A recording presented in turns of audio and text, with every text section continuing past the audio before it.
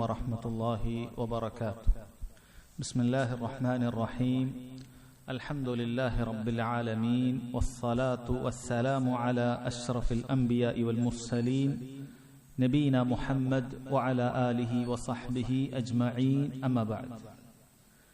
ബഹുമാന്യരായ സഹോദരങ്ങളെ, സഹോദരിമാരെ, വിദ്യാർത്ഥികളെ, ഉംദത്തുൽ അഹ്കാമിൽ ബാബു ദിക്രി അഖിബ സ്വലാഹ്, നിസ്കാര ശേഷമുള്ള ദിക്റുകളെ കുറിച്ച് പരാമർശിക്കുന്ന ഹദീസുകൾ ഉൾപ്പെട്ടിട്ടുള്ള അധ്യായമാണ് നാം വായിച്ചു വരുന്നത്.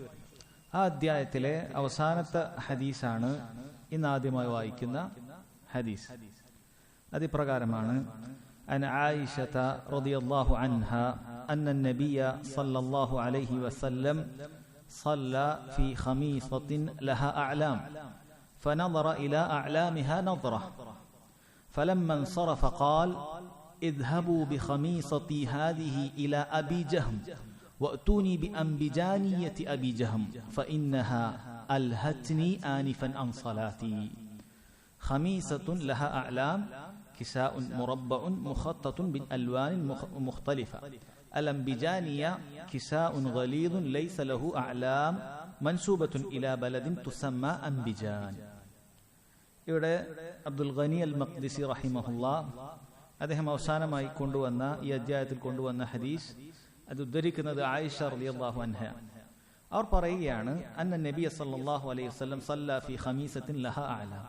ഒരിക്കൽ നബി സല്ലല്ലാഹു അലൈഹി വസല്ലം ഒരു ഖമീസ ധരിച്ചുകൊണ്ട് ചില ചിത്രപ്പണികളൊക്കെയുള്ള ഒരു ഖമീസ എന്നതിനെ കുറിച്ച് ഇവിടെ പറയുന്നതിൽ ആലാമുള്ള അടയാളങ്ങളുള്ള ഖമീസ് എന്നുകൊണ്ട് ഇവിടെ ഉദ്ദേശിച്ചത് എന്താണ്? അതിലുള്ളത് കിസാഉൻ മുറബ്ബഉൻ, ഒരു ചതുരാകൃതിയിലുള്ള ഒരു തുണിയായിരുന്നു.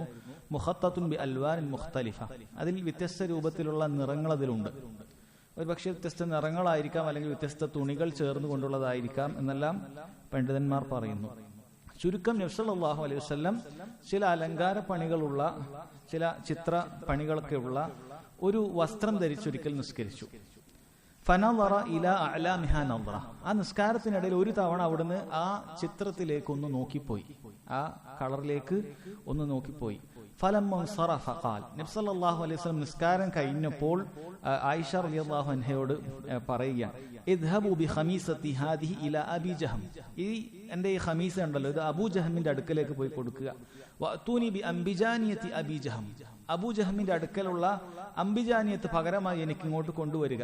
ഫഇന്നഹാ അൽഹത്നി ആനിഫൻ അൻ സ്വലാത്തി. കാരണം ഈ ഖമീസ അത് എന്നെ ഇപ്പോൾ നിസ്കാരത്തിൽ നിന്നും അശ്രദ്ധനാക്കിയിട്ടുണ്ട് എന്നാണ് പറഞ്ഞത്. ഇവിടെ എന്തുകൊണ്ടാണ് ഈ ഒരു വസ്ത്രം ഇങ്ങനെ നോക്കിയ സമയത്ത് അബൂ ജഹമിന്റെ അടുക്കലേക്ക് കൊടുക്കണമെന്ന് പറഞ്ഞത്? അത് കാരണം അബൂ ജഹം എന്ന് പറയുന്ന ഇബ്നു ഹുദൈഫ റളിയല്ലാഹു അൻഹു, അദ്ദേഹമാണ് ഈ ഒരു വസ്ത്രം നബി സല്ലല്ലാഹു അലൈഹി വസല്ലമക്ക് സമ്മാനമായി നൽകിയത്. അപ്പൊ അത് നൽകിയ ആൾക്ക് തന്നെ അത് തിരിച്ചു കൊടുത്തേക്കുക എന്നാണ് പറഞ്ഞത്. അത് തിരിച്ചു കൊടുക്കാനുള്ള കാരണവും അവിടുന്ന് പറഞ്ഞു. കാരണം ഫഇന്നഹാ അൽഹത്നി ആനിഫൻ അൻ സ്വലാത്തി, എന്നെ നിസ്കാരത്തിൽ നിന്നും അത് ശ്രദ്ധ തിരിച്ചു കളഞ്ഞിട്ടുണ്ട്, എന്നെ തെറ്റിച്ചു കളഞ്ഞിട്ടുണ്ട്, അതുകൊണ്ട് അദ്ദേഹത്തിന് തിരിച്ചു കൊടുക്കുക എന്നാണ് പറഞ്ഞത്. എന്നാൽ തിരിച്ചു കൊടുക്കുന്ന സമയത്ത് നബി സല്ലല്ലാഹു അലൈഹി വസല്ലം പറഞ്ഞ മറ്റൊരു കാര്യമുണ്ട്: തൂനി ബി അംബിജാനിയത്തി അബി ജഹം. അബൂ ജഹമിന്റെ അടുത്തുള്ള അംബിജാനിയ അതിങ്ങോട്ട് വാങ്ങിക്കോളൂ എന്നാണ്. അംബിജാനിയ എന്ന് പറഞ്ഞാൽ അല്പം പരുക്കനായിട്ടുള്ള ഒരു വസ്ത്രമാണ്, ചിത്രങ്ങളോ മറ്റൊന്നും ഇല്ലാത്ത ഒരു പരുക്കനായ വസ്ത്രമാണത്. അത് ആ പേര് പറയാൻ കാരണം അംബിജാൻ എന്ന് പറയുന്നത് ഒരു സ്ഥലത്തിന്റെ പേരാണ്. അപ്പൊ ആ സ്ഥലത്തുനിന്ന് നെയ്തെടുക്കുന്ന തുണിക്ക് അംബിജാനിയ എന്നാണ് പറയാറുള്ളത്. അപ്പൊ അത് അദ്ദേഹത്തിന്റെ അടുത്ത് ഇങ്ങോട്ട് വാങ്ങിക്കോളൂ, ഈ തന്ന സമ്മാനം അത് തിരിച്ചു കൊടുത്തോളൂ എന്നാണ് ഇവിടെ പറഞ്ഞിട്ടുള്ളത്. ഇവിടെ സഹോദരങ്ങളെ, നബി സല്ലല്ലാഹു അലൈഹി വസല്ലം അദ്ദേഹത്തിന് അത് തിരിച്ചു കൊടുക്കാനുള്ള കാരണം നിസ്കാരത്തിൽ നിന്നും ആ കാര്യം ശ്രദ്ധ തിരിച്ചുവിട്ടു എന്നാണ്. അപ്പോൾ അദ്ദേഹം നൽകിയ ഹദിയാണത്. ഒരാൾ നമുക്കൊരു കാര്യം ഹദിയായി നൽകി, അതാണെങ്കിൽ നമുക്ക് ഉപയോഗിക്കുന്നതിന് വലിയ തടസ്സമുണ്ട്, പ്രയാസമുണ്ട് എങ്കിൽ അത് നമ്മൾ തിരിച്ചു കൊടുക്കാൻ ഏറ്റവും അർഹതയുള്ളത് അദ്ദേഹത്തിനാണ്. അദ്ദേഹത്തിന് കൊടുത്തിട്ട് പറയാം: എനിക്ക് ഉപയോഗിക്കുന്നതിൽ പറ്റുന്നില്ല, ഇതെനിക്ക് പറ്റിയൊരു കാര്യമല്ല, എനിക്കത് പ്രയാസമുണ്ടെന്ന രൂപത്തിൽ നമുക്ക് പറയാം. പക്ഷെ അപ്പോൾ പോലും നബി സല്ലല്ലാഹു അലൈഹി വസല്ലം കാണിച്ച മര്യാദ നോക്കണം. അവിടുന്ന് പറയുന്ന സമയത്ത് അദ്ദേഹത്തിനൊരു പ്രയാസം ഇല്ലാതിരിക്കാൻ നബി സല്ലല്ലാഹു അലൈഹി വസല്ലം പകരമായിട്ട് അദ്ദേഹത്തിന്റെ അടുത്തുള്ള ഒന്നുണ്ടല്ലോ, അതിങ്ങോട്ട് വാങ്ങാം അല്ലെ. ഒരാളൊരു കാര്യം നമുക്ക് തന്ന് വളരെ ഇഷ്ടത്തോടെ തന്നതായിരിക്കണം. കാരണം നബി സല്ലല്ലാഹു അലൈഹി വസല്ലമക്കാണ് അദ്ദേഹം നൽകിയിട്ടുള്ളത്. മാത്രവുമല്ല പണ്ഡിതന്മാർ വിശദീകരിക്കുക പറയുന്നു, ഈ നൽകിയ വസ്ത്രം എന്ന് പറയുന്നത് നല്ല വില കൂടിയ വസ്ത്രമാണ്. നല്ല വില കൂടിയ അത്യാവശ്യം വർണ്ണാഭരമായ ഒരു വസ്ത്രമാണ് നൽകിയത്. അപ്പൊ അത് അത്രയും ഇഷ്ടപ്പെട്ടത് കൊണ്ടായിരിക്കണം നൽകിയത്. അപ്പൊ അത് തിരിച്ചു കൊടുക്കുന്ന സമയത്ത് സ്വാഭാവികമായ ഒരു പ്രയാസം ഉണ്ടാകാൻ സാധ്യതയുണ്ട്. അതുകൊണ്ടാണ് നബി സല്ലല്ലാഹു അലൈഹി വസല്ലം മറ്റൊരു കാര്യം ആവശ്യപ്പെട്ടുകൊണ്ടാണ്. അല്ല അങ്ങനെ പറയുമ്പോൾ ചില ആളുകൾക്ക് അപ്പുറം പ്രയാസം ഉണ്ടാവില്ല. ഇത് എടുത്തിട്ട് നിന്റെ അടുത്തോട് വേറൊന്നുണ്ടല്ലോ, അതിനേക്കാളും ചിലപ്പോൾ അത്ര വില കൂടിയതൊന്നും അല്ല, അത് എനിക്ക് തന്നോളൂ എന്ന് പറയുമ്പോൾ അവർക്ക് അല്പം ആശ്വാസം ഉണ്ടാകും. നബി സല്ലല്ലാഹു അലൈഹി വസല്ലം അത് പരിഗണിച്ച് അങ്ങനെ തിരിച്ചു കൊടുക്കുകയാണ്. ഇനി സഹോദരങ്ങളെ, ഈ ഹദീസിൽ നിന്നുള്ള പ്രധാനപ്പെട്ട ചില മസ്അലകൾ അത് നമുക്ക് മനസ്സിലാക്കാം. ഓരോ ഹദീസിലും അത് ബാഹ്യമായി നമ്മൾ ഒന്ന് വായിച്ച് അർത്ഥം വായിക്കുമ്പോൾ നമുക്ക് കിട്ടുന്ന ഫായിദകളായിരിക്കില്ല. മഹാന്മാരായ പണ്ഡിതന്മാർ അതിൽ നിന്നും ആഴത്തിലെടുത്തു തരുന്ന വിശദീകരണങ്ങൾ നമുക്ക് പലപ്പോഴും അനുഭവം ഉണ്ടാകും. ഈ ഹദീസ് വായിക്കുന്ന സമയത്ത് നമുക്ക് ഒന്ന് രണ്ട് ചിലപ്പോൾ ഫായിദകൾ മാത്രമേ കിട്ടുന്നുണ്ടാകുള്ളൂ. എന്നാൽ പണ്ഡിതന്മാർ അതിൽ നിന്നും ധാരാളം ഫായിദകൾ എടുത്തു പറഞ്ഞിട്ടുണ്ട്. അതിലൊന്നാമത്തെ കാര്യമാണ് നിസ്കാരത്തിലുള്ള നോട്ടം. എവിടെയായിരിക്കണം നിസ്കാരത്തിലെ നോട്ടം എന്ന് പറയുന്ന വിഷയം. നിസ്കാരത്തിൽ എവിടെയാണ് നോക്കുക എന്നുള്ള കാര്യം അത് ഇതിൽ ചർച്ച ചെയ്തിട്ടുണ്ട്. നബി സല്ലല്ലാഹു അലൈഹി വസല്ലം ഇവിടെ നിസ്കാരത്തിൽ തന്റെ വസ്ത്രത്തിലേക്ക് നോക്കിയിട്ടുണ്ടായിരുന്നു. അതുകൊണ്ടാണ് അത് വസ്ത്രത്തിൽ കണ്ടത്. അപ്പൊ നിസ്കാരത്തിലുള്ള നോട്ടത്തെക്കുറിച്ച് പണ്ഡിതന്മാർ പറയുന്നു, നിസ്കാരത്തിൽ ഹറാമായൊരു നോട്ടമുണ്ട്, നിസ്കാരത്തിൽ മക്രൂഹായ ഒരു നോട്ടമുണ്ട്, നിസ്കാരത്തിൽ മുബാഹായ ഒരു നോട്ടമുണ്ട്, അതുപോലെ സുന്നത്തായ ഒരു നോട്ടമുണ്ട്. 4 രൂപത്തിലെ നോട്ടം നിസ്കാരത്തിലുണ്ട്. ഏതാണ് ഹറാമായിട്ടുള്ള നോട്ടം? ഹറാമായിട്ടുള്ള നോട്ടം സഹോദരങ്ങളെ ആകാശത്തേക്ക് നോക്കുന്ന നോട്ടമാണ്. ഒരാൾ നിസ്കരിക്കുന്ന സമയത്ത് ആകാശത്തേക്ക് തല ഉയർത്തി നോക്കുകയാണ് എങ്കിൽ അത് ഹറാമായ നോട്ടമാണ്. നബി സല്ലല്ലാഹു അലൈഹി വസല്ലം ശക്തമായി അത് വിലക്കിയിട്ടുണ്ട്. അവിടുന്ന് പറഞ്ഞത്, ഇങ്ങനെ നിസ്കാരത്തിനിടയിൽ ആകാശത്തേക്ക് നോക്കുന്ന ആളുകൾ അവരുടെ കണ്ണിതാ റാഞ്ചിയെടുക്കപ്പെടാറായിരിക്കുന്നു, അത് ഞാൻ ഭയപ്പെടുകയാണ്, അവരുടെ കാഴ്ച തന്നെ ഇല്ലാതായേക്കാം എന്ന് വളരെ താക്കീത് ചെയ്ത് പറഞ്ഞിട്ടുള്ളതാണ്. അതുകൊണ്ട് നിസ്കാരത്തിൽ ആകാശത്തേക്ക് നോക്കുക എന്നുള്ളത് പാടില്ലാത്ത കാര്യമാണ്. ഇനി നമ്മൾ ആകാശം കണ്ടാലും ശരി, അല്ല ഇതുപോലെ മേൽക്കൂരയുള്ള മസ്ജിദുകളിൽ നമ്മൾ മുകളിലുള്ള നിലയിലേക്ക് നോക്കിയാലും ശരി, ഇത് പാടില്ല, ഹറാമായ കാര്യമാണ്. നിസ്കാരത്തിൽ പാടില്ലാത്ത ഹറാമായ കാര്യമാണ്. ഇനി കറാഹത്തായ ചില നോട്ടങ്ങളുണ്ട്. അത് ഇരുവശങ്ങളിലേക്കും ഒരാൾ ഇങ്ങനെ നോക്കിക്കൊണ്ടിരിക്കുക എന്നുള്ളതാണ്. ഇരുവശങ്ങളിലേക്കും ഇടത്തേക്ക് നോക്കുന്നു, വലത്തേക്ക് നോക്കുന്നു, ഇത് കറാഹത്തായ കാര്യമാണ്. നബി സല്ലല്ലാഹു അലൈഹി വസല്ലം അത്തരത്തിലുള്ള ഇൽത്തിഫാത്തിനെ കുറിച്ച് പറഞ്ഞത്, അങ്ങോട്ടും ഇങ്ങോട്ടും തിരിയുന്ന നോട്ടത്തിനെ കുറിച്ച് പറഞ്ഞിട്ടുള്ളത്, ഇത് പിശാച് ഒരു അടിമയുടെ നിസ്കാരത്തിൽ നിന്നും റാഞ്ചിയെടുക്കുന്ന നിസ്കാരത്തിന്റെ ചില ഭാഗമാണ്. അതോ അവന്റെ നിസ്കാരത്തിന് ശ്രദ്ധ തെറ്റുന്നു എന്നുള്ളതാണ് അതിൽ നിന്ന് നമുക്ക് മനസ്സിലാക്കാൻ സാധിക്കുന്നു. ഒരാളെ ശ്രദ്ധ തെറ്റുന്നുണ്ട്, അങ്ങോട്ടും ഇങ്ങോട്ടും ഇടത്തും വലത്തും ഒക്കെ നോക്കുന്നതാണ്, അത് കറാഹത്താണ്. അത് കറാഹത്താണ്, ഹറാമ് ചെയ്ത കുറ്റമില്ല.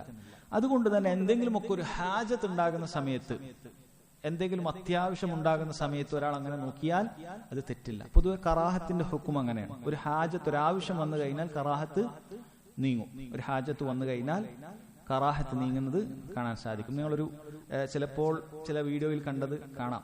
ഈ അടുത്തൊരു വീഡിയോ നമ്മൾ കണ്ടിട്ടുണ്ട്. അത് ഒരു പണ്ഡിതൻ, അദ്ദേഹം ഈ ഒരു സുന്നത്ത്, ചില ആളുകൾ മനസ്സിലാക്കാത്ത ആൾ വിചാരിക്കും ഇദ്ദേഹത്തിന്റെ വിവരമില്ല എന്ന് വിചാരിക്കും. ഹറമിൽ നിസ്കരിക്കുന്ന മസ്ജിദുൻ നബവിയിലെ ഇമാമായിട്ടുള്ള ഏറ്റവും വലിയൊരു ഇമാമാണ് ഷെയ്ഖ് അൽ ഹുദൈഫി ഹഫിളഹുല്ലാ. അദ്ദേഹം നിസ്കരിക്കുന്ന സമയത്ത് ഒരു നിസ്കാരത്തിൽ അദ്ദേഹം ഇങ്ങനെ തിരിഞ്ഞു നോക്കുന്നുണ്ട്. അത് നോക്കാനുള്ള കാരണം യഥാർത്ഥത്തിൽ ഇമാമിന് അവിടെ നിസ്കാരത്തിൽ തെറ്റുന്നുണ്ട്. ഇമാമിന് നിസ്കാരത്തിൽ അവിടെ ആയത്ത് തെറ്റുന്നുണ്ട്. അപ്പോൾ തെറ്റുമ്പോൾ തിരുത്താൻ അതിന് പുറകിൽ നിൽക്കുന്നതായ അതിന് പ്രത്യേകമായ ആളുകൾ അവിടെയുണ്ട്. ഹറമിൽ പ്രത്യേകമായി ആരാണ് ഇത് തിരുത്തി കൊടുക്കേണ്ടത് എന്നുള്ളത് നിശ്ചയിക്കപ്പെട്ടതാണ്. എല്ലാവരും ഇങ്ങനെ വിളിച്ചു പറയില്ല. അപ്പൊ പുറകിൽ നിൽക്കുന്ന ആളൊന്നും മിണ്ടുന്ന കാണുന്നില്ല. അപ്പൊ അദ്ദേഹത്തെ ഉണർത്തുന്നതിന് വേണ്ടി, അദ്ദേഹം എന്താണ് തിരുത്താത്തത് എന്നതിനു വേണ്ടി അദ്ദേഹം ഇങ്ങനെ തിരിഞ്ഞു നോക്കുന്നത് നമുക്ക് ആ വീഡിയോയിൽ കാണാൻ സാധിക്കും നിസ്കാരത്തിന്റെ. ഇതൊരു ഹാജത്താണ്. കാരണം അയാളാണ് തിരുത്തേണ്ടത്. അയാൾ എന്ത് ശ്രദ്ധിക്കുന്നില്ലേ എന്നറിയാനാണ് ഹുദൈഫി അദ്ദേഹം തിരിഞ്ഞുകൊണ്ട് ഇങ്ങനെ അടുത്തേക്ക് നോക്കുന്നുണ്ട്. അത് തെറ്റല്ല. അപ്പൊ അതേപോലെ എന്തെങ്കിലുമൊക്കെ പെട്ടെന്നൊരു ശബ്ദമുണ്ടായി, അങ്ങനെ എന്തെങ്കിലുമൊക്കെ ഒരാൾ ചെറിയ രൂപത്തിൽ അങ്ങനെ തിരിഞ്ഞു നോക്കിയാൽ, ഒരു ഹാജത്തിന്റെ സമയത്ത് തിരിഞ്ഞു നോക്കിയാൽ അതിൽ തെറ്റില്ല. അതല്ലാത്ത സമയത്ത് യാതൊരു ആവശ്യവുമില്ല നിസ്കാരത്തിൽ ഇടതും വലതും ഒരാൾ തിരിഞ്ഞു നോക്കുക എന്നുള്ളത്. അത് കറാഹത്തായ കാര്യമാണ്, ഉപേക്ഷിക്കേണ്ട കാര്യമാണ്. ഇനി മൂന്നാമതായ സഹോദരങ്ങളെ, മുബാഹായ അനുവദിക്കപ്പെട്ട നോട്ടം എന്ന് പറയുന്നത് ഒരാൾക്ക് ഖിബലയുടെ ദിക്കിലേക്ക് നോക്കുക എന്നുള്ളത് അനുവദിക്കപ്പെട്ട കാര്യമാണ്. ഖിബലയുടെ ദിക്കിലേക്ക് ഒരാൾ നോക്കുക എന്നുള്ളത് അനുവദിക്കപ്പെട്ട കാര്യമാണ്. എവിടെ നിന്നാണ് അതിനുള്ള തെളിവുള്ളത്? അനുവദിക്കപ്പെട്ടു എന്നുള്ളതിന് തെളിവ് അത് ധാരാളമുണ്ട്. ഒന്ന്, നബി സല്ലല്ലാഹു അലൈഹി വസല്ലമയുടെ സഹാബത്ത് അവിടുന്ന് ഓരോ റക്കായത്തിലും എത്ര ആയത്ത് വീതം പാരായണം ചെയ്തു എന്നുള്ളത് മനസ്സിലാക്കിയിരുന്നത് അവിടുത്തെ താടി അനങ്ങുന്നതിനെ നോക്കിയിട്ടാണ് എന്ന് കാണാൻ സാധിക്കും. നബി സല്ലല്ലാഹു അലൈഹി വസല്ലമയുടെ ആയത്ത് എത്ര ഉണ്ടായിരുന്നു. അവർ ചിലപ്പോൾ പറയാറുണ്ടായിരുന്നു അവിടുന്ന് ഈ നിസ്കാരത്തിന്, അതോ പറയുന്നത് ഒച്ചത്തിൽ ഓതാത്ത നിസ്കാരം, അതല്ലെങ്കിൽ നമുക്ക് നോക്കേണ്ട ആവശ്യമില്ല. ളുഹറിന് ഇത്ര ആയത്ത് പാരായണം ചെയ്തിട്ടുണ്ട്, അസറിന് ഇത്ര പാരായണം ചെയ്തിട്ടുണ്ട് എന്ന് റിവായത്തുകൾ വന്നിട്ടുണ്ട്. അതെങ്ങനെയാണ് അവർ മനസ്സിലാക്കിയത് എന്ന് ചോദിച്ചാൽ ഈ താടിയുടെ അനക്കങ്ങൾ നോക്കിയിട്ടാണ്. അപ്പോൾ അത് നോക്കൽ അത് അനുവദനീയമായ കാര്യമാണ്. അതുപോലെ തന്നെ നമുക്ക് വേറെയും ചില ഹദീസിൽ കാണാം, സലാത്തുൽ കുസൂഫ്, ഗ്രഹണ നിസ്കാരത്തിന്റെ സമയത്ത് നബി സല്ലല്ലാഹു അലൈഹി വസല്ലം നിസ്കാരമൊക്കെ കഴിഞ്ഞതിന് ശേഷം അവിടുന്ന് സ്വർഗവും നരകവും നേർക്ക് നേരെ കണ്ട കാര്യം സഹാബത്തിനോട് പറയുന്നുണ്ട്. ആ നിസ്കാരത്തിൽ നബി സല്ലല്ലാഹു അലൈഹി വസല്ലം സ്വർഗവും നരകവും കണ്ടിട്ടുണ്ട്. അപ്പൊ അതിനെക്കുറിച്ച് പറഞ്ഞതിന് ശേഷം എപ്പോഴാണ് സ്വർഗം കണ്ടത്, എപ്പോഴാണ് നരകം കണ്ടത് എന്നുള്ളത് അവിടുന്ന് പറയുകയാണ്, വദാലികും ഹീന റഅയ്തുമൂനി തഖദ്ദംതു ഹത്താ ഖുംതു ഫീ മഖാമി. അഥവാ സ്വർഗം കണ്ടത് ഞാൻ ചില സമയത്ത് മുന്നോട്ടേക്ക് നടന്നത് നിങ്ങൾ കണ്ടിട്ടില്ലേ, അപ്പോൾ അത് സ്വർഗം എനിക്ക് കാണിച്ചു. അടുത്ത ചില പഴങ്ങൾ കാണിച്ചപ്പോൾ എനിക്കത് പറിക്കാൻ തോന്നി, അപ്പോഴാണ് മുന്നോട്ടേക്ക് നടന്നത്. നരകം കാണിച്ചു, അതിന്റെ തീ കാണിച്ചപ്പോൾ നബി സല്ലല്ലാഹു അലൈഹി വസല്ലം പിന്നോട്ടേക്ക് നീങ്ങി. അത് ഹീന റഅയ്തുമൂനി, നിങ്ങൾ എന്നെ കണ്ടപ്പോൾ എന്നാണ് പറഞ്ഞത്. അപ്പോൾ സഹാബത്ത് നബി സല്ലല്ലാഹു അലൈഹി വസല്ലമയെ നോക്കി എന്നാണ് അർത്ഥം. അപ്പൊ നബി സല്ലല്ലാഹു അലൈഹി വസല്ലമയ്ക്ക് എങ്ങനെയാണ് സഹാബത്ത് തന്നെ നോക്കിയെന്ന് മനസ്സിലാക്കാൻ സാധിക്കുക? നബി സല്ലല്ലാഹു അലൈഹി വസല്ലമയുടെ മുഅ്ജിസത്തിൽപ്പെട്ട കാര്യമാണ്. അവിടുന്ന് നിസ്കരിക്കുന്ന സമയത്ത് പുറകിലുള്ളത് കാണാൻ സാധിക്കും. സഹാബത്ത് എങ്ങനെയാണ് എന്നുള്ളത് നബി സല്ലല്ലാഹു അലൈഹി വസല്ലമക്ക് കാണാൻ സാധിക്കും. അത് നബി സല്ലല്ലാഹു അലൈഹി വസല്ലം അനുവാദം നൽകുകയാണ്. അവരങ്ങനെ നോക്കിയതിനെ എതിർത്തിട്ടില്ല. അതുപോലെ ധാരാളം തെളിവുകൾ സഹോദരങ്ങളെ നമുക്ക് കാണാം. അതിൽപ്പെട്ടതാണ് അവിടുന്ന് മിമ്പറിൽ വെച്ച് നിസ്കാരം ആദ്യം പഠിപ്പിക്കുന്ന സമയത്ത് മിമ്പറിൽ വെച്ച് അവിടുന്ന് കയറി നിസ്കരിക്കുമായിരുന്നു എന്നാണ്. എന്നിട്ട് സുജൂദ് ചെയ്യേണ്ട സമയമാകുമ്പോൾ താഴേക്ക് ഇറങ്ങിയിട്ട് ഭൂമിയിൽ സുജൂദ് ചെയ്യും. എന്നിട്ട് വീണ്ടും മുകളിൽ. അത് എല്ലാ ആളുകൾക്കും, പുറകിൽ നിൽക്കുന്ന എല്ലാ സഫിലുള്ള ആളുകൾക്കും നിസ്കാരം എങ്ങനെയെന്ന് ശരിക്ക് ആദ്യം കണ്ടുപഠിക്കാൻ അവിടുന്ന് അങ്ങനെ നിന്ന് നിസ്കരിച്ചിരുന്നു എന്ന് കാണാൻ സാധിക്കും. അപ്പൊ ഈ രൂപത്തിൽ ഇത് അനുവദനീയമായ കാര്യമാണ്. അഥവാ മുബാഹായ നോട്ടമാണ് ഇത് പണ്ഡിതന്മാർ ഇബ്നു ഉസൈമീൻ റഹിമഹുല്ലാഹ് അദ്ദേഹം പറയുന്നുണ്ട്, ഇത് സഹാബത്ത് നബി സല്ലല്ലാഹു അലൈഹി വസല്ലം നോക്കിയതിൽ ഫായതയുണ്ട്. കാരണം അവിടുന്ന് ദീന് പഠിക്കേണ്ടതാണ്. അത് ഉസ്വത്തുണ്ട്. ലഖദ് കാന ലക്കും ഫീ റസൂലില്ലാഹി ഉസ്വത്തുൻ ഹസന, റസൂലുള്ളാഹി സ്വല്ലല്ലാഹു അലൈഹി വസല്ലമയിൽ ഉത്തമമായ മാതൃകയുണ്ട് എന്ന് അല്ലാഹു തആല പറഞ്ഞിട്ടുണ്ട്. അതുകൊണ്ട് ഇത് എല്ലാവരെയും ഇങ്ങനെ നോക്കാൻ പറ്റുമോ, എല്ലാ ഇമാമുമാരെയും ഇങ്ങനെ നമുക്ക് നിസ്കാരത്തിൽ നോക്കാൻ പറ്റുമോ എന്ന ചോദ്യത്തിന് അദ്ദേഹം പറയുന്നത്, നിൽക്കുന്ന ഇമാം ദീനിന്റെ വിഷയത്തിൽ നന്നായി പാണ്ഡിത്യമുള്ള, സുന്നത്തിനെ കുറിച്ച് നന്നായി അറിയുന്ന, സുന്നത്ത് പ്രാവർത്തികമാക്കുന്ന ഇമാം ആണെങ്കിൽ നമുക്കത് അനുവദനീയമാണ്. ഒരു പണ്ഡിതൻ നമുക്ക് ഇമാമായി നിൽക്കുകയാണ്. അപ്പൊ ആ സമയത്ത് അദ്ദേഹത്തെ എങ്ങനെയാണ് ഓരോന്നും ചെയ്യുന്നത്, സുന്നത്തുകൾ എങ്ങനെ ചെയ്യുന്നു എന്ന അർത്ഥത്തിൽ നമ്മൾ നോക്കുകയാണ് എങ്കിൽ അത് അനുവദനീയമായ മുബാഹായ കാര്യമാണ്. എൻ സഹോദരങ്ങളെ, നോട്ടത്തിന്റെ നാലാമത്തെ രൂപം സുന്നത്തായ നോട്ടം എന്ന് പറയുന്നത് അത് മൗളിഉ സുജൂദ്, സുജൂദിന്റെ സ്ഥാനത്തേക്ക് ഒരാൾ നോക്കുക എന്നുള്ളതാണ്. ഇല്ല ഫി തശഹുദ്, തശഹുദിലൊഴികെ. തശഹുദിന്റെ സമയത്ത് നമ്മൾ വിരൽ ചൂണ്ടുമ്പോൾ ആ വിരലിലേക്കാണ് നോക്കേണ്ടത്. അതല്ലാത്ത സമയത്തെല്ലാം തന്നെ നമ്മൾ സുജൂദിലേക്കാണ് നോക്കേണ്ടത്. അതാണ് ഏറ്റവും ഖുശൂ ഒരാൾക്ക് ലഭിക്കുന്ന നോട്ടം. ഖുശൂ ലഭിക്കുന്ന നോട്ടം അതാണ്. സുജൂദിലേക്ക് തന്നെ നമ്മൾ നോക്കുക എന്നുള്ളതാണ് നമ്മൾ ചെയ്യേണ്ടത് എന്ന കാര്യം മനസ്സിലാക്കുക. എൻ സഹോദരങ്ങളെ, ചില സമയത്ത് സുജൂദിൽ നിന്നും നമുക്ക് കണ്ണ് തെറ്റിക്കാൻ അനുവാദമുണ്ട്. നാം നേരത്തെ പറഞ്ഞതുപോലെയുള്ള കാര്യങ്ങൾ, എന്തെങ്കിലുമൊക്കെ ഹാജത്തുകൾ ഒരാൾക്ക് വന്നു കഴിഞ്ഞാൽ, നബി സല്ലല്ലാഹു അലൈഹി വസല്ലം ഒരിക്കൽ നിസ്കരിക്കുന്ന സമയത്ത് ശത്രുക്കൾ ഏത് താഴ്വരയിൽ നിന്നാണ് എഴുന്നേറ്റ് വരുന്നത് എന്ന് നോക്കാൻ അവിടുന്ന് നോക്കിയിരുന്നു. ശത്രുക്കൾ വരുന്ന സമയത്ത് പെട്ടെന്ന് അറിയാൻ വേണ്ടി അവിടുന്ന് നോക്കിയിരുന്നു. അങ്ങനെയുള്ളത് കാണാൻ സാധിക്കും. അതുപോലെയുള്ള സമാനമായ കാര്യങ്ങൾക്ക് ഒരാൾക്ക് പെട്ടെന്ന് നോക്കിയാൽ അത് തെറ്റില്ല. അതല്ല എങ്കിൽ എപ്പോഴും നമ്മൾ നോക്കേണ്ടത് സുജൂദിന്റെ സ്ഥാനത്തേക്കാണ് എന്ന് മനസ്സിലാക്കുക. ഇതാണ് ഒന്നാമത്തെ മസ്അല. എവിടെയാണ് നിസ്കാരത്തിൽ നോട്ടം എന്നുള്ളത്? ഇവിടെ നബി സല്ലല്ലാഹു അലൈഹി വസല്ലമയുടെ ശ്രദ്ധ പെട്ടെന്ന് തെറ്റിയതാണ്. അവിടെ ധാരാളം നോക്കിയിട്ടില്ല. ഫനദറ നദ്റതൻ, ഒരൊറ്റ നോട്ടമാണ്. ശ്രദ്ധ തെറ്റുന്നുകൊണ്ട് കണ്ടപ്പോൾ അവിടുന്ന് ആ നോട്ടത്തിൽ നിന്നും ഒഴിവാക്കുകയാണ് ചെയ്തിട്ടുള്ളത്. രണ്ടാമത്തെ കാര്യം, ഈ ഹദീസിൽ നിന്നും പണ്ഡിതന്മാർ തെളിവാക്കിയിട്ടുണ്ട് നിസ്കാരത്തിൽ കണ്ണടക്കുന്നത് പാടില്ല എന്നുള്ളത്. എങ്ങനെയാണ് അവർക്ക് അതിനുള്ള തെളിവ് കിട്ടിയത്? അതിനുള്ള തെളിവ് കിട്ടാൻ കാരണം നബി സല്ലല്ലാഹു അലൈഹി വസല്ലം നിസ്കാരത്തിൽ എന്ത് ചെയ്തിട്ടില്ല? ഈ ഒരു കാര്യമുണ്ടായപ്പോഴും കണ്ണടച്ചിട്ടില്ല. മറിച്ച് അതൊരു പ്രയാസമായിട്ട് തന്നെ അത് തുടരുകയാണ് ചെയ്തത്. നിസ്കാരത്തിൽ ഒരു പ്രയാസമായി തുടർന്നു. അതുകൊണ്ടാണ് അവസാനം അതൊന്ന് പറഞ്ഞത്. അവിടുന്ന് ഒരിക്കലും ഇങ്ങനെ ഒരു പ്രയാസം ഉണ്ടായ സമയത്ത് കണ്ണടച്ചിട്ടില്ല എന്നാണ്. അതുകൊണ്ട് തന്നെ നിസ്കാരത്തിൽ കണ്ണടക്കാതിരിക്കുക എന്നുള്ളതാണ് സുന്നത്ത്. കണ്ണടക്കുക എന്നുള്ളത് സുന്നത്തിനെതിരാണ്. അപ്പോൾ ഇബ്നു ഉസൈമീൻ റഹിമഹുല്ലാഹ് അദ്ദേഹം പറയുന്നുണ്ട്, ചില ആളുകൾ പറഞ്ഞേക്കും, ഞാൻ കണ്ണടച്ചു കഴിഞ്ഞാൽ അപ്പോഴാണ് എനിക്ക് കൂടുതൽ ഭയഭക്തി കിട്ടുന്നത്, ഖുശൂ കിട്ടുന്നത് കണ്ണടച്ചാലാണ് എന്നാണ്. ഇബ്നു ഉസൈമീൻ റഹിമഹുല്ലാഹ് പറയുന്നത് ഹാദാ മിൻ വഹി ശൈത്താൻ, ഇത് പിശാചിന്റെ ഒരു വഹിയാണ്, ദുർബോധനമാണ്, അവൻ ഉണ്ടാക്കുന്ന ചില ചിന്തകൾ മാത്രമാണ്, അല്ലാതെ മറ്റൊന്നുമല്ല. കാരണം അങ്ങനെ അത് അദ്ദേഹം പറയുന്നുണ്ട് മറ്റൊരിടത്ത്, ഇത് മജൂസികളുടെ ആരാധനയിൽപ്പെട്ട കാര്യവുമാണ്. മജൂസികളായ ആളുകൾ കണ്ണടച്ചുകൊണ്ടാണ് ആരാധിക്കുക. ആ മജൂസികളുടെ ഏറെക്കുറെ ആരാധനയുള്ള, തീ ആരാധിക്കുന്ന നാട്ടിലെ പല വിശ്വാസികളും നമുക്ക് കാണാം, അവർ ഇങ്ങനെ ആരാധനയിലെത്തി ഇങ്ങനെ കണ്ണടച്ചിരിക്കുക. ഇത് ദീനുൽ ഇസ്ലാമിലില്ല. നമ്മെ സംബന്ധിച്ചിടത്തോളം സുജൂദിലേക്ക് നോക്കിക്കൊണ്ടുള്ള നിസ്കാരമാണ് നമുക്കുള്ളത്. അതിനേക്കാളും കണ്ണടച്ച് ഭയഭക്തി ഒരാൾ ഉണ്ടാക്കുക എന്ന് വിചാരിക്കുന്നുണ്ട് എങ്കിൽ അതൊരിക്കലും ശരിയല്ല, അത് സുന്നത്തിനെതിരാണ്. നമുക്ക് നോക്കേണ്ട കാര്യങ്ങളുണ്ട്.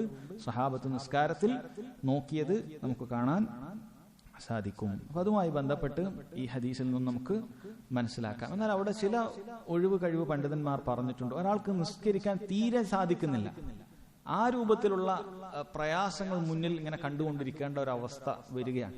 വല്ല പുറത്തുനിന്നോ മറ്റോ നിസ്കരിക്കേണ്ട ഒരു അവസ്ഥ ഒരാൾക്കുണ്ടായി എന്ന് വിചാരിക്കുക അല്ലെ. ചില സമയത്ത് നമുക്ക് യാത്രയിലും മറ്റും ചില സ്ഥലങ്ങളിലൊക്കെ ഇറങ്ങി നിസ്കരിക്കേണ്ടതായ അവസ്ഥ വരും. നമ്മളെപ്പോഴും മസ്ജിദിലല്ല നിസ്കരിക്കുന്നത്. അപ്പൊ അങ്ങനെയുള്ള സാഹചര്യത്തിൽ അയാൾ നിസ്കാരം തന്നെ ബാത്തിലായി പോകുന്ന രൂപത്തിൽ എന്തെങ്കിലുമൊക്കെ കാഴ്ചകൾ മുന്നിലോ മറ്റോ ഉണ്ടെങ്കിൽ ആ സമയത്ത് ഒരാൾ കണ്ണടക്കുന്നുണ്ടെങ്കിൽ തെറ്റില്ല എന്ന് പണ്ഡിതന്മാർ പറഞ്ഞതായി കാണാൻ സാധിക്കും. അതല്ലാതെ ഖുശൂഇന് വേണ്ടി കണ്ണടക്കുക എന്നുള്ളത് പാടില്ലാത്ത കറാഹത്തായ കാര്യമാണ് എന്നാണ് പണ്ഡിതന്മാർ പറഞ്ഞിട്ടുള്ളത്.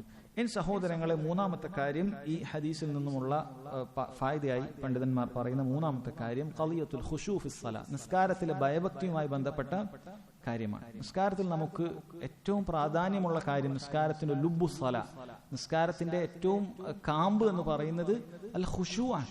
ഖുശൂ ഉള്ള നിസ്കാരം എന്നാണ്, കേവലം നിസ്കരിക്കുക എന്നുള്ളതല്ല. കാരണം അല്ലാഹു സുബ്ഹാനഹു വ തആല പറയുന്നത് നോക്കൂ, ഖദ് അഫ്ലഹൽ മുഅ്മിനൂൻ അല്ലദീന ഹും ഫീ സലാത്തിഹിം ഖാശിഊൻ, മുഅ്മിനീങ്ങൾ വിജയിച്ചിരിക്കുന്നു, കാരണം അവർ നിസ്കരിക്കുന്നവരാണ്, ആ നിസ്കാരത്തിൽ ഭയഭക്തിയുള്ളവരാണ് എന്നാണ് അല്ലാഹു സുബ്ഹാനഹു വ തആല പറഞ്ഞത്. അപ്പോൾ നിസ്കാരത്തിൽ ഏറ്റവും പ്രധാനപ്പെട്ട അതിന്റെ ഭാഗമാണ് ഖുശൂ ഉണ്ടാകുക എന്നുള്ള കാര്യം.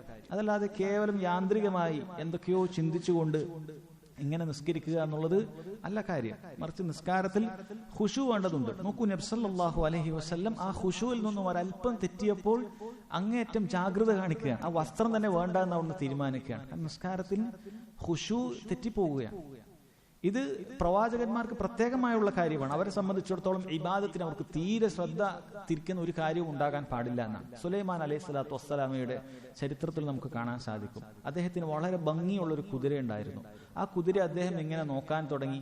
അദ്ദേഹം അള്ളാഹുവിനെ കുറിച്ച് ചിന്തിക്കുന്നതിൽ നിന്നും അല്പം പിന്നോട്ടായപ്പോൾ ഉടനെ തന്നെ അദ്ദേഹം അത് അറുത്തു കളഞ്ഞു എന്ന് കാണാം. അദ്ദേഹത്തിന് അത്രയും പ്രയാസം അതുകൊണ്ടുണ്ടായി. അത് അമ്പിയാക്കൾക്ക് പ്രത്യേകമായി ഉള്ളതാണ്. അതുകൊണ്ട് സഹോദരങ്ങളെ, നിസ്കാരത്തിൽ വളരെ പ്രധാനപ്പെട്ട കാര്യമാണ് ഖുശൂ നമുക്ക് ഉണ്ടാകുക എന്നുള്ളത്. എന്നാൽ ഈ ഖുശൂഇന് അത് രണ്ടായി വേർതിരിച്ചിട്ടുണ്ട്. ഖുശൂഉൻ വാജിബുണ്ട്, ഖുശൂഉൻ മുസ്തഹബുണ്ട്. ഇങ്ങനെ രണ്ടായി വേർതിരിച്ചത് കൊണ്ട് അൽഹംദുലില്ലാഹ് നമ്മുടെ നിസ്കാരം നമുക്ക് സഹീഹാണെന്ന് പറയാൻ സാധിക്കും. അതല്ല എങ്കിൽ പൂർണ്ണമായ ഖുശൂ ഇല്ലാതെ അള്ളാഹു നിസ്കാരം സ്വീകരിക്കുകയില്ല എന്നാണെങ്കിൽ നമ്മുടെയൊക്കെ ഒരു നിസ്കാരമെങ്കിലും അള്ളാഹു സ്വീകരിച്ചോ എന്നുള്ളത് നമുക്ക് സംശയമായി തീരും. അപ്പോൾ നിസ്കാരം സ്വീകരിക്കപ്പെടാനുള്ള വാജിബായ ഖുശൂ എന്ന് പറയുന്നത് സഹോദരങ്ങളെ, അത് 3 കാര്യങ്ങൾ ഉൾക്കൊള്ളണം. ഇതാണ് ഒരു വാജിബായ ഖുശൂ. ഒരാൾക്ക് നിർബന്ധമായി ഉണ്ടായിരിക്കേണ്ട ഭയഭക്തി എന്ന് പറയുന്നത് അയാൾ 3 കാര്യങ്ങൾ ചെയ്താൽ അയാൾക്കത് ഉണ്ടാകും. അതിലൊന്നാമത്തെ കാര്യം അയാൾ ഇത്മിനാനോടുകൂടി, തുമുഅ്നീനത്തോടുകൂടി നിസ്കരിക്കുക എന്നുള്ളതാണ്. എന്താണ് തുമുഅ്നീനത്തോടുകൂടി നിസ്കരിക്കുക എന്ന് പറയുന്നത്? ഓരോ അമലുകളും, നിസ്കാരത്തിലെ ഓരോ റുക്നുകളും അടങ്ങി ഒതുങ്ങി ചെയ്യുക എന്നുള്ളതാണ്. കോഴി കുത്തുന്നത് പോലെ നിസ്കരിക്കാൻ പാടില്ല. ഇപ്പൊ സുജൂദിലേക്ക് പോയാൽ നബി സല്ലല്ലാഹു അലൈഹി വസല്ലം വിലക്കിയിട്ടുള്ള നിസ്കാരമാണത്. ഒരാൾ കോഴി എങ്ങനെയാണോ അതിന്റെ ധാന്യങ്ങൾ കുത്തിപ്പൊറുക്കുന്നത് അതുപോലെ സുജൂദിൽ പോവും, തിരിച്ചു വരും. റുക്കൂയിൽ പോവും, ഉടനെ തിരിച്ചു വരും. റുക്കൂയിൽ ഒന്ന് സുബ്ഹാന റബ്ബിയൽ അളീം എന്ന വാജിബായ ദിക്ർ പറയാൻ ഒരാൾക്ക് സമയമില്ല, അതിനു മുമ്പ് എഴുന്നേൽക്കുകയാണ്. അങ്ങനെയുള്ള നിസ്കാരം ബാത്തിലായി പോകും, കാരണം തുമുഅ്നീനത്തില്ല. സുജൂദിൽ സുബ്ഹാന റബ്ബിയൽ അഅ്ലാ എന്ന ഒരു പ്രാവശ്യം ഒരാൾക്ക് പറയാൻ സമയമില്ല, അതിനു മുമ്പ് ഒരാൾ എഴുന്നേൽക്കുകയാണ്. അയാളുടെ നിസ്കാരം ബാത്തിലായി പോകും. കാരണം ഇങ്ങനെ ഒരിക്കലും ഒരു വ്യക്തി നബി സല്ലല്ലാഹു അലൈഹി വസല്ലമയുടെ അടുക്കലേക്ക് വന്ന് നിസ്കരിച്ചു. അവിടുന്ന് നിസ്കാരം കഴിഞ്ഞപ്പോൾ വിളിച്ചു പറഞ്ഞു, നീ പോയി മടക്കി നിസ്കരിക്കുക, നീ നിസ്കരിച്ചിട്ടില്ല എന്നാണ് പറഞ്ഞത്.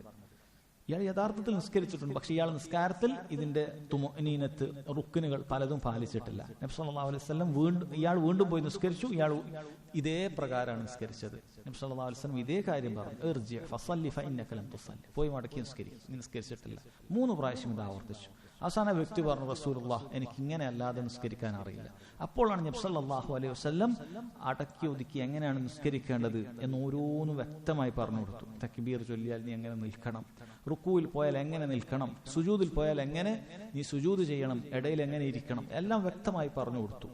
അതുകൊണ്ട് തന്നെ സഹോദരങ്ങൾ, ഒന്നാമത്തെ കാര്യം, വാജിബായ ഖുശൂഇൽപ്പെട്ട ഒന്നാമത്തെ കാര്യം തുമഅനീനത്തോടുകൂടി അടങ്ങി ഒതുങ്ങി നമ്മൾ നിസ്കരിക്കുക എന്ന കാര്യമാണ്. രണ്ടാമത്തെ കാര്യം, ഓരോ ദിക്റുകളും അതിന്റെ സ്ഥാനത്ത് നമ്മൾ കൃത്യമായി ചൊല്ലുക. ഇപ്പൊ റുക്കൂഇൽ സുബ്ഹാന റബ്ബിയൽ അളീം എന്ന് നമ്മൾ ഒരാൾ പറയുന്നു, സുജൂദിൽ സുബ്ഹാന റബ്ബിയൽ അഅല എന്ന് പറയുന്നു, ഇഅ്തിദാലിൽ റബ്ബനാ വലക്കൽ ഹംദ് എന്ന് പറയുന്നു. ഓരോ അമലുകളിലും ഓരോ റുക്നിലും എന്താണ് ചൊല്ലേണ്ടത് എന്നൊരാൾ കൃത്യമായി പറയണം. ഇതാണ് വാജിബായ ഖുശൂഇന്റെ രണ്ടാമത്തെ ഘടകം. മൂന്നാമത്തെ കാര്യം, അയാളുടെ ചലനങ്ങൾ അയാൾ കുറക്കണം, അങ്ങേയറ്റം കുറക്കണം. അത് വാജിബായ ഖുശൂഇൽപ്പെട്ട കാര്യമാണ്. ഒരാളുടെ ചലനം ധാരാളമായി കഴിഞ്ഞാൽ അയാൾ നിസ്കാരം ബാത്തിലായി പോകും. ഒരു കാര്യവുമില്ലാതെ വെറുതെ അനങ്ങിക്കൊണ്ടേയിരിക്കുകയാണ്, യാതൊരു ആവശ്യവുമില്ല, ഇങ്ങനെ അനങ്ങിക്കൊണ്ടേയിരിക്കുകയാണ്. പുറത്തു നോക്കുന്ന ഒരാൾക്ക് ഇയാൾ നിസ്കരിക്കുകയാണോ അതല്ല ഇയാൾ വെറുതെ എന്തോ ഇങ്ങനെ കൈയും കാലും കൊണ്ട് അനക്കുകയാണോ എന്ന് തോന്നുമാറാണെങ്കിൽ അയാൾ നിസ്കാരം ബാത്തിലായി പോകും. അതല്ലെങ്കിൽ നമുക്ക് ആവശ്യത്തിന് അനങ്ങുന്നതിൽ തെറ്റില്ല. ഒരാൾക്ക് നന്നായി ചൊറിയേണ്ട വരുന്നു, അയാൾ ചൊറിയുന്നു. ഒരാൾക്ക് പിന്നീട് അങ്ങനെ പ്രയാസം വരുന്നു, അങ്ങനെ ചെയ്യുന്നു, തെറ്റില്ല. പക്ഷെ ഒരാൾ ഇങ്ങനെ അനങ്ങിക്കൊണ്ടേയിരിക്കുകയാണ്, കണ്ടാൽ നിസ്കരിക്കുകയാണെന്ന് പോലും ഒരാൾക്ക് തോന്നുകയില്ല. അങ്ങനെയാണെങ്കിൽ അയാൾ വാജിബായ ഖുശൂ അയാൾ ലഭിച്ചിട്ടില്ല എന്നാണ്. ഒരിക്കൽ നമുക്ക് കാണാൻ സാധിക്കും, ഒരു വ്യക്തി ഇങ്ങനെ ധാരാളമായി അനങ്ങുന്നത് കണ്ടപ്പോൾ ഹുദൈഫ റളിയല്ലാഹു അൻഹു അദ്ദേഹം കണ്ടു. അദ്ദേഹം പറഞ്ഞു, ലൗ ഖശഅ ഖൽബു ഹാദാ ലസകനത് ജവാരിഹുഹു, ഈ വ്യക്തിയുടെ ഹൃദയം നേരെയായിരുന്നെങ്കിൽ, അവന്റെ ശരീരാവയവങ്ങൾ, അത് ഹൃദയത്തിന് ഖുശൂ ഉണ്ടായിരുന്നെങ്കിൽ ശരീരാവയവങ്ങൾ അത് നേരെ നിന്നേനെ. ഹൃദയം തീരെ ശ്രദ്ധയില്ലാണ്ടാകുമ്പോഴാണ് മനുഷ്യന്മാർ വല്ലാതെ അനങ്ങുന്നത്. അത് നമുക്കൊക്കെ ചിലപ്പോൾ സംഭവിച്ചേക്കാം. ഖുശൂ ഇല്ലാതായിരിക്കും ചില ആളുകൾ ഇങ്ങനെ താടി കൊണ്ട് കളിക്കുക, അവിടെ കളിക്കുക, ഇവിടെ ചൊറിയുക, ഇങ്ങനെ ചൊറിയുക. ഇത് യഥാർത്ഥത്തിൽ എങ്ങനെയാണ് സംഭവിക്കുന്നത്? ഹൃദയത്തിലെ ഖുശൂ തീരെ ഇല്ലാതായി പോകുമ്പോഴാണ്. അള്ളാഹുവിനെ കുറിച്ചുള്ള ചിന്ത അത് വളരെ കുറഞ്ഞു പോകുമ്പോഴാണ് ശരീരത്തിന് വേണ്ടാത്ത അനക്കങ്ങൾ ഇങ്ങനെ വന്നുകൊണ്ടേയിരിക്കുക. എന്നാൽ ഒരാൾ ബോധപൂർവം ഒരാൾക്ക് അത്യാവശ്യമായി ചൊറിയേണ്ടതോ അങ്ങനെ എന്തെങ്കിലുമൊക്കെ ചെയ്യേണ്ട കാര്യങ്ങൾ ചെയ്യുന്നതിൽ അത് തെറ്റുമല്ല എന്ന കാര്യം മനസ്സിലാക്കാം. ഈ 3 കാര്യങ്ങൾ ഉണ്ടായാൽ അയാളുടെ വാജിബായ ഖുശൂ പൂർത്തിയായി. ഇനി വാജിബായ ഖുശൂവിന് പുറമെ സഹോദരങ്ങളെ മുസ്തഹബായ ഖുശൂയിൽ പെട്ടതാണ്, അഥവാ കൂടുതൽ പ്രതിഫലം ഒരാൾക്ക് തീരുമാനിക്കപ്പെടുന്നത് ഇതിന്റെ അടിസ്ഥാനത്തിലാണ്. ഇത് 3 ഉണ്ടായാൽ ഒരാളുടെ നിസ്കാരം തന്നെ ശരിയാവുകയുള്ളൂ. നിസ്കാരം തന്നെ ശരിയാകാൻ ഈ 3 വാജിബായ കാര്യങ്ങൾ ഒരാൾ ചെയ്യണം. ഇനി പറയുന്ന കാര്യത്തിന്റെ അടിസ്ഥാനത്തിലാണ് ഒരാൾക്ക് എത്ര പ്രതിഫലമാണ് നിസ്കാരത്തിൽ ലഭിക്കുക എന്ന് തീരുമാനിക്കുക. അതിൽ ഒന്നാമത്തെ കാര്യമാണ് അദമു തഫക്കുരി ഫീ ഗൈരി സ്വലാ, നിസ്കാരത്തിൻ്റെതല്ലാത്ത കാര്യങ്ങൾ അത് ചിന്തിക്കാതിരിക്കുക എന്നുള്ളത്. നിസ്കാരത്തിൽ എന്താണോ പറയേണ്ടത്, നിസ്കാരത്തിൽ എന്താണോ ചിന്ത വേണ്ടത്, അതാണ് ഒരാൾ ചിന്തിക്കേണ്ടത്. അതല്ലാത്ത കാര്യമാണ് ഒരാൾ ചിന്തിക്കുന്നത് എങ്കിൽ അത് അയാളുടെ നിസ്കാരം ബാത്തിലാക്കുന്നില്ല, പക്ഷേ നിസ്കാരത്തിന്റെ പ്രതിഫലം ഇങ്ങനെ കുറഞ്ഞുകൊണ്ടേയിരിക്കുകയാണ്. കാരണം നബി സല്ലല്ലാഹു അലൈഹി വസല്ലം പറഞ്ഞിട്ടുണ്ട്, ഒരു വ്യക്തിക്ക് നിസ്കാരത്തിൽ അവൻ എത്രയാണോ ചിന്തിക്കുന്നത് അത്ര ഓഹരി മാത്രമേ അവനുള്ളൂ എന്നാണ്. എത്രയാണോ അവൻ നിസ്കാരത്തെ കുറിച്ച് ചിന്തിക്കുന്നത് ആ ഓഹരി നമുക്കുണ്ടാകണം. അപ്പോൾ നമ്മൾ കഷ്ടപ്പെട്ട് നിസ്കരിക്കുന്ന സമയത്ത് അത് ഏത് വക്തിലുള്ള നിസ്കാരമാകട്ടെ നമ്മൾ ചിന്തിക്കുക, ഇതിന്റെ പൂർണ്ണമായ പ്രതിഫലം നമ്മൾ കരസ്ഥമാക്കുന്നില്ല.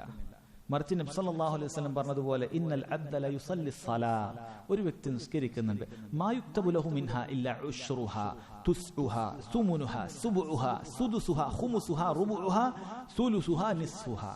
അവന് കിട്ടുന്നത് ചില ആൾക്ക് 10-1 കിട്ടുള്ളൂ, വളരെ 10-1. ചില ആൾക്ക് 9-1 കിട്ടും, ചില ആൾക്ക് 8-1, വേറെ ചില ആൾക്ക് 7-1, 6-1, അങ്ങനെ പറഞ്ഞ് 3-1, 2-1, ഇങ്ങനെയൊക്കെയാണ് ആളുകൾക്ക് കിട്ടുക. ഒരേ സഫിൽ അടുപ്പിച്ച് നിൽക്കുന്ന എല്ലാ ആളുകളുടെയും പ്രതിഫലം ഒരുപോലെ ആയിരിക്കില്ല. ഓരോ ആളുകൾ നിസ്കാരത്തിൽ എന്താണ് ചിന്തിക്കുന്നത്, ഓരോന്നും പറയുമ്പോൾ ഇവന്റെ മനസ്സിൽ എത്രമാത്രം അള്ളാഹുവിനെ കുറിച്ചുള്ള ചിന്തയുണ്ട്, അള്ളാഹുവിനെ കുറിച്ച് ഭയഭക്തിയുണ്ട്, പേടിയുണ്ട്, ഇതിന്റെ അടിസ്ഥാനത്തിലാണ് ഒരാൾക്ക് അയാളുടെ നിസ്കാരത്തിലെ പ്രതിഫലം കൂടുന്നത്. ഇത് മുസ്തഹബായ ഒരു ഖുശൂഇന്റെ മുസ്തഹബായ ഭാഗമായതിന് അൽഹംദുലില്ലാഹ്. അതല്ല എങ്കിൽ സഹോദരങ്ങളെ, നമ്മുടെയൊക്കെ നിസ്കാരം ചിലപ്പോൾ ഒരു നിസ്കാരം പോലും അള്ളാഹുവിന്റെ അടുക്കൽ സ്വീകരിക്കപ്പെട്ടു എന്ന് നമുക്ക് പറയാൻ സാധിക്കാത്ത അവസ്ഥ വരും. പക്ഷേ നമ്മുടെ പ്രതിഫലങ്ങൾ തീരുമാനിക്കപ്പെടുന്നത് ഈ ഖുശൂവിന്റെ അടിസ്ഥാനത്തിലാണ്. അപ്പോൾ സഹോദരങ്ങളെ, നിസ്കാരത്തിൽ ഖുശൂ എന്ന് പറയുന്നത് വളരെ പ്രധാനപ്പെട്ട ഒരു കാര്യമാണ്, നിസ്കാരത്തിന്റെ സിംഹഭാഗമാണ് എന്ന കാര്യം മനസ്സിലാക്കണം. അല്ലെ, നമുക്ക് സംഭവിക്കുന്ന പ്രധാനപ്പെട്ട തെറ്റുകളിൽപ്പെട്ടതാണ്. നമ്മൾ നിസ്കാരത്തിന്റെ ബാഹ്യമായ അമലുകളെ കുറിച്ച് കൃത്യമായി പഠിക്കും, അതിന് നല്ല താല്പര്യം ഉണ്ടാകും. യഥാർത്ഥത്തിൽ ഇത് വേണം. നബി സല്ലല്ലാഹു അലൈഹി വസല്ലം പറഞ്ഞിട്ടുണ്ട്, സല്ലു കമാ റഅയ്തുമൂനി ഉസല്ലി, നിങ്ങൾ ഞാൻ നിസ്കരിച്ചതുപോലെ നിസ്കരിക്കണം. പക്ഷെ അതുപോലെ തന്നെ പ്രാധാന്യമുള്ളതാണ് നിസ്കാരത്തിന്റെ ആന്തരികമായ കാര്യം നന്നാക്കുക എന്നുള്ളത്. അതിന് നമുക്ക് വേണ്ട പ്രധാനപ്പെട്ട സഹായകമാകുന്ന പ്രധാനപ്പെട്ട കാര്യമാണ് നിസ്കാരവുമായി ബന്ധപ്പെട്ട അതിൽ നമ്മൾ പഠിക്കേണ്ടതായ ദിക്റുകളുടെയും ദുആകളുടെയും അർത്ഥം നന്നായി പഠിക്കണം. അത് വളരെ പ്രധാനപ്പെട്ട കാര്യമാണ്. അതിന്റെ ഓരോ അല്ലാഹു അക്ബർ മുതൽ അസ്സലാമു അലൈക്കും വറഹ്മത്തുള്ളാഹി വരെയുള്ള ഓരോ തക്ബീറിന്റെയും അതുപോലെ തന്നെ ദിക്റിന്റെയും ദുആഇന്റെയും ഒക്കെ അർത്ഥങ്ങൾ നമ്മൾ ശരിക്കും പഠിക്കുക. അർത്ഥങ്ങൾ പഠിച്ചാൽ മാത്രം പോരാ, നമുക്ക് കൂടുതൽ ഖുശൂ ലഭിക്കണമെങ്കിൽ ആ അർത്ഥങ്ങൾ എന്താണ് ഉദ്ദേശിക്കുന്നത്, അതിന്റെ ആശയ വ്യാഖ്യാനം എന്താണ് നമ്മൾ മനസ്സിലാക്കുക. എന്തായിരിക്കണം അല്ലാഹു അക്ബർ എന്ന ആരംഭത്തിൽ നമ്മളോട് പറയാൻ കൽപ്പിക്കാൻ അല്ലാഹു സുബ്ഹാനഹു വ തആല എന്തായിരിക്കണം അതിന്റെ കാരണം പണ്ഡിതന്മാർ ധാരാളമായി വിശദീകരിച്ചിട്ടുണ്ട്. സൂറത്തുൽ ഫാത്തിഹയിൽ എന്താണ് നമ്മൾ അല്ലാഹുവിനോട് ആവർത്തിച്ച് ചോദിക്കുന്നത്, അതിന്റെ പ്രാധാന്യം എന്താണ്, എന്തുകൊണ്ട് നമ്മൾ ഇത്രയും തവണ ആവർത്തിക്കുന്നു, ഇതൊക്കെ നമ്മൾ പഠിക്കുക. ഇത് പഠിക്കുന്ന സമയത്ത് സഹോദരങ്ങളെ ഏറെക്കുറെ നമുക്ക് നന്നാകാൻ സാധിക്കും. എന്നാലും പിശാജ് നിസ്കാരത്തിൽ നമ്മുടെ ശ്രദ്ധ തിരിക്കാനായി ഖിൻസബ് എന്ന് പറയുന്ന പിശാജ് ഉണ്ടാകും എന്ന് നബി സല്ലല്ലാഹു അലൈഹി വസല്ലം അറിയിച്ചിട്ടുണ്ട്. ഇതൊക്കെ അർത്ഥം അറിയുന്ന ആളുകൾക്ക്, വിശദീകരണങ്ങൾ അറിയുന്ന ആളുകൾക്ക് അവരെയും അശ്രദ്ധയിലാക്കാൻ പിശാജ് ഉണ്ടാകും. നമ്മൾ സദാ പിശാജുമായിട്ടുള്ള ഒരു ജിഹാദ്, പിശാജിനോടുള്ള ഒരു കഠിന പരിശ്രമം നമുക്ക് ആവശ്യമാണ് നമ്മുടെ നിസ്കാരം നന്നാക്കാൻ. അതുകൊണ്ട് അത് ശ്രദ്ധിക്കുക. അതുകൊണ്ട് ഈ മസ്അല നമ്മൾ മനസ്സിലാക്കുക, നിസ്കാരത്തിൽ ഖുശൂ എന്ന് പറയുന്നത് വളരെ പ്രധാനപ്പെട്ട ഒരു കാര്യമാണ് എന്ന് മനസ്സിലാക്കുക. സഹോദരങ്ങളെ, ഇവിടെ ഇബ്നു ഉസൈമീൻ റഹിമഹുല്ലാഹ് ഇതിന് പുറമെ ചില മസ്അലകൾ കൂടി പറഞ്ഞിട്ടുണ്ട്. അതിൽപ്പെട്ടതാണ് ജവാസു അംറിൽ ഇൻസാൻ ഗൈറഹു ഇദാ ലം യകുൻ ഫീ ദാലിക മിന്നത്തുൻ അലൈഹി. ഒരു വ്യക്തിയോട് നമുക്ക് എന്തെങ്കിലുമൊക്കെ ഒരു ആവശ്യമുണ്ട് എങ്കിൽ നമുക്കത് കൽപ്പിക്കാം. എന്നാൽ അയാൾക്കതൊരു പ്രയാസമുണ്ടാകുന്ന അല്ലെങ്കിൽ നമ്മുടെ ഒരു വില താഴ്ന്നു പോകുന്ന ഒരവസ്ഥ ഉണ്ട് എങ്കിൽ അത് ചെയ്യരുത്. ഇവിടെ നബി സല്ലല്ലാഹു അലൈഹി വസല്ലം ഇദ്ഹബു ബി ഖമീസത്തി ഹാദി, എന്റെ ഖമീസുമായി നീ പോകൂ എന്ന് പറഞ്ഞ് കൽപ്പിക്കുന്നുണ്ട്. നബി സല്ലല്ലാഹു അലൈഹി വസല്ലമയുടെ കൽപ്പനകൾ സ്വീകരിക്കാൻ സഹാബത്തിന്, നബി സല്ലല്ലാഹു അലൈഹി വസല്ലം ഭാര്യമാർക്ക് എല്ലാവർക്കും വളരെ പ്രിയമാണ്. അതുകൊണ്ട് അവിടുത്തെ കൽപ്പന അവർക്ക് അങ്ങേയറ്റം ഇഷ്ടമാണ്. അപ്പൊ അതുപോലെ നമ്മുടെയും കൽപ്പനകൾ, നമ്മളൊരു കാര്യം പറയുന്നത് ഇഷ്ടപ്പെടുന്നവരാണ് എങ്കിൽ നമുക്ക് പറയാം.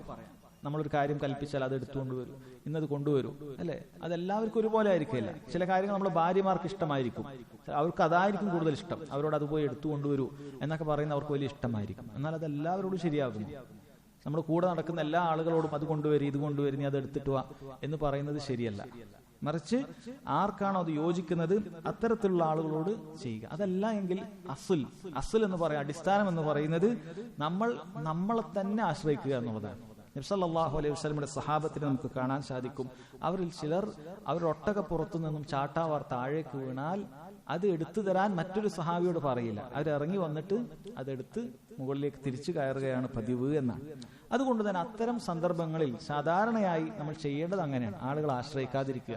എന്നാൽ അതല്ല, നമ്മൾ അത് ഒരാളോട് പറയുന്നത് കൊണ്ട് അയാൾക്കത് കൂടുതൽ താല്പര്യമുണ്ട്, നമ്മളോട് അത് സ്നേഹമാണ് വർദ്ധിക്കുക, നമ്മൾ യാതൊരു പ്രയാസവും അയാൾക്ക് ഉണ്ടാവുകയില്ല, അങ്ങനെയാണെങ്കിൽ നമുക്കത് ആവശ്യപ്പെടാം എന്നാണ് മനസ്സിലാക്കേണ്ടത്. പിന്നെ സഹോദരങ്ങളെ, അദ്ദേഹം ഇവിടെ പറഞ്ഞ മറ്റൊരു കാര്യമാണ്, ഈ നേരത്തെ പറഞ്ഞതുമായി ബന്ധപ്പെട്ട കാര്യമാണ്. ഒരാൾക്ക് നിസ്കാരത്തിന് അശ്രദ്ധയിലാക്കുന്ന എല്ലാ കാര്യങ്ങളും നിസ്കരിക്കുന്ന സ്ഥലങ്ങളിൽ നിന്ന് ഒഴിവാക്കുക എന്നുള്ള പാഠം ഇതിലുണ്ട്. കാരണം ഈ ഹദീസിൽ നബി സല്ലല്ലാഹു അലൈഹി വസല്ലം അങ്ങനെ ഒരു അശ്രദ്ധ ഉണ്ടായപ്പോൾ അവിടുന്ന് അതാണ് പറഞ്ഞത്, ഇതെന്നെ അശ്രദ്ധയിലാക്കി കളഞ്ഞു എന്ന് പറഞ്ഞ് അത് തിരിച്ചു കൊടുക്കുക. ഇത് കേവലം ഒരു വസ്ത്രത്തിന്റെ കാര്യത്തിൽ മാത്രമല്ല. അപ്പൊ നമ്മൾ വീട്ടിൽ നിസ്കരിക്കുന്നതാണെങ്കിലും ശരി, മസ്ജിദിൽ നിസ്കരിക്കുകയാണെങ്കിലും ശരി, നിസ്കരിക്കുന്ന ആളുകൾക്ക് പ്രയാസമുണ്ടാകുന്ന കാര്യങ്ങൾ മുന്നിൽ ഉണ്ടാകാൻ പാടില്ല. ചില സ്ഥലങ്ങളിൽ ഭയങ്കരമായ അലങ്കാര പണികൾ കാരണം, അല്ലെങ്കിൽ അങ്ങനെയുള്ള ചില ചിത്രങ്ങൾ, കലണ്ടറുകൾ, ഇങ്ങനെയുള്ള പല കാര്യങ്ങളും മുന്നിൽ നിൽക്കുന്നത് കാരണം പലപ്പോഴും ആളുകളുടെ ശ്രദ്ധ തെറ്റും. കാരണം ഇവന് റുക്കൂയിൽ എഴുന്നേൽക്കുമ്പോൾ ഒക്കെ അത് വായിക്കുന്നത് അവിടുത്തെ കലണ്ടറായിരിക്കും.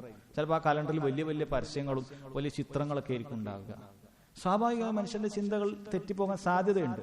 അപ്പോൾ നിസ്കാരത്തിൽ നമ്മൾ അശ്രദ്ധയിലാക്കി കളയുന്ന കാര്യങ്ങളെല്ലാം നിസ്കരിക്കുന്നതിന് മുന്നിൽ നിന്ന് മാറ്റുക എന്നുള്ളത് നമ്മൾ ചെയ്യേണ്ട കാര്യമാണ്. നിസ്കാരത്തിൽ നാം നേരത്തെ പറഞ്ഞതുപോലെ വളരെ പ്രധാനപ്പെട്ട കാര്യം എന്ന് പറയുന്നത് നിസ്കാരത്തിൽ ഖുശൂ ഉണ്ടാകുക എന്നുള്ളതാണ്, അല്ലാതെ ഇങ്ങനെ ബാഹ്യമായി നിസ്കരിച്ചു പോരുക എന്നുള്ളതല്ല. അതുകൊണ്ട് അങ്ങനെയുള്ള കാര്യങ്ങളെല്ലാം ഒഴിവാക്കണം. എത്രത്തോളം പണ്ഡിതന്മാർ പറഞ്ഞു എന്ന് പറഞ്ഞാൽ, നിസ്കരിക്കുന്ന സമയത്ത് ഒരാൾ ഒന്നാമത്തെ സഫിൽ നിൽക്കുകയാണ്.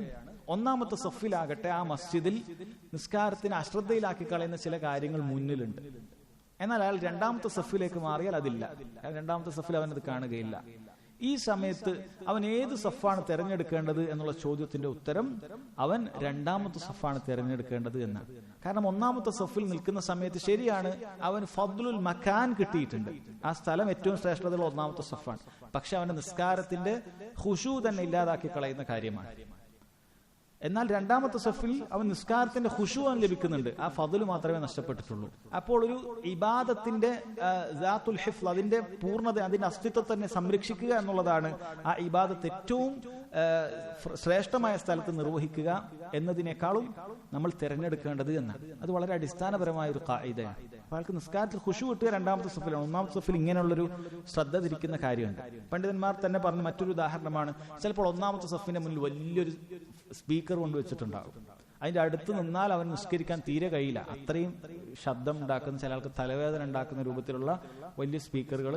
അതാണെങ്കിൽ ചില മസ്ജിദുകളിൽ ഇങ്ങനെ ഭയങ്കരമായ എക്കോ ഒക്കെ വെച്ചിട്ട് അലങ്കാരം പോലെ ആക്കിയിട്ടുണ്ടാകും. അത് അവിടെ പോയി അതിന്റെ അടുത്ത് നിന്ന് കഴിഞ്ഞാൽ അവൻ നിസ്കാരത്തിൽ ഒരു ഖുശൂ ലഭിക്കില്ല. ഓത്ത് കേൾക്കുമ്പോൾ തന്നെ അവൻ ചിലപ്പോൾ തലവേദനയോ പ്രയാസം ഉണ്ടാകുന്ന രൂപത്തിലായിരിക്കും. എന്നാൽ രണ്ടാമത്തെ സഫിലേക്ക് ഇറങ്ങി നിന്നാൽ അവൻ നല്ല സമാധാനത്തോട് ഖുശൂവോടുകൂടി നിസ്കരിക്കാൻ സാധിക്കും. അങ്ങനെയുള്ള സമയത്ത് അവന്റെ നിസ്കാരത്തിന് അതിന്റെ അസ്തിത്വം, അതിന്റെ പൂർണ്ണതയെ സംരക്ഷിക്കുക എന്നുള്ളതാണ് നിർബന്ധമായിട്ടുള്ളത്. ദീനിന്റെ പല സ്ഥലങ്ങളിലും ഇത് വന്നിട്ടുള്ള കാര്യമാണ്. അതിൽപ്പെട്ടതാണ് കഅബയെ തവാഫ് ചെയ്യുന്ന സമയത്ത് ഏറ്റവും അഫ്ളലായിട്ടുള്ളത് കഅബയോട് ഏറ്റവും അടുത്ത് തവാഫ് ചെയ്യുക എന്നുള്ളതാണ്. യാതൊരു സംശയവുമില്ല, കഅബയോട് ഏറ്റവും അടുത്ത് തവാഫ് ചെയ്യുക എന്നുള്ളതാണ് ഏറ്റവും അഫ്ളലായിട്ടുള്ളത്. എന്നാൽ നമുക്ക് അറിയാം, ഉംറക്കാകട്ടെ ഹജ്ജിനാകട്ടെ അതിന്റെ ആദ്യത്തെ തവാഫിൽ ആദ്യത്തെ 3 ചുറ്റലിൽ റംല് ചെയ്യുക, വേഗത്തിൽ ഓടുക എന്നുള്ളത്, കാലുകൾ അടുപ്പിച്ചു വെച്ചുകൊണ്ട് വേഗത്തിൽ നടക്കുക എന്നുള്ളത് സുന്നത്തായ കാര്യമാണ്. അത് അതിന്റെ ഒരു സുന്നത്താണ്. അപ്പൊ ആ സുന്നത്ത് ഉംറയുടെ തവാഫിന്റെ ഭാഗത്തിൽപ്പെട്ടതാണ്. എന്നാൽ മറ്റേത് ഉംറയുടെ തവാഫിന്റെ സ്ഥലത്തിന്റെ ശ്രേഷ്ഠതയുമായി ബന്ധപ്പെട്ട കാര്യമാണ്. ഈ 2 കാര്യങ്ങൾ ഏറ്റുമുട്ടും. ഏറ്റവും അടുത്ത് വന്നു കഴിഞ്ഞാൽ തിരക്ക് കാരണം ചിലപ്പോൾ അവന് റംല് പറ്റൂല. എന്നാൽ കുറച്ച് പുറത്തേക്ക് നിന്നാൽ റംല് ചെയ്യാൻ പറ്റും, പക്ഷേ സ്ഥലം ദൂരെയായി പോകും. ഇങ്ങനെയുള്ള സമയത്ത് പണ്ഡിതന്മാർ പറയുന്നു, റംല് ചെയ്യാൻ കുറച്ച് ദൂരെ നിന്നും തവാഫ് ചെയ്യുക എന്നുള്ളതാണ് അവൻ അഫ്ളലായിട്ടുള്ളത്.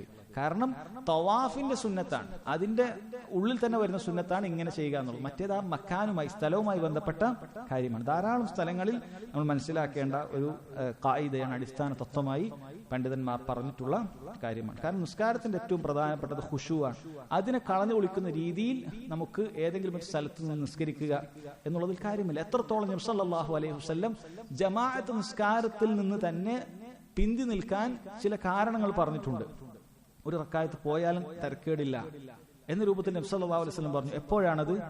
ഒരാൾക്ക് അങ്ങേയറ്റം വിശക്കുന്നു, ഭയങ്കര വിശപ്പാണ്, അയാൾ ഭക്ഷണം കിട്ടാതെ ഇങ്ങനെ പെട്ടെന്ന് അങ്ങേയറ്റം വിശക്കുന്ന സമയത്ത് വീട്ടിൽ ഭക്ഷണം വിളമ്പി, ആ സമയത്ത് അതാ ഇഖാമത്ത് കൊടുക്കുകയാണ്, ഇഖാമത്തിന്റെ സമയമായി. അയാളെ സംബന്ധിച്ചിടത്തോളം ഈ ഭക്ഷണം കഴിച്ചുകൊണ്ട് വിശപ്പടക്കി മസ്ജിദിലേക്ക് പോകുക എന്നുള്ളതാണ് അയാൾക്ക് സുന്നത്തായിട്ടുള്ള കാര്യം.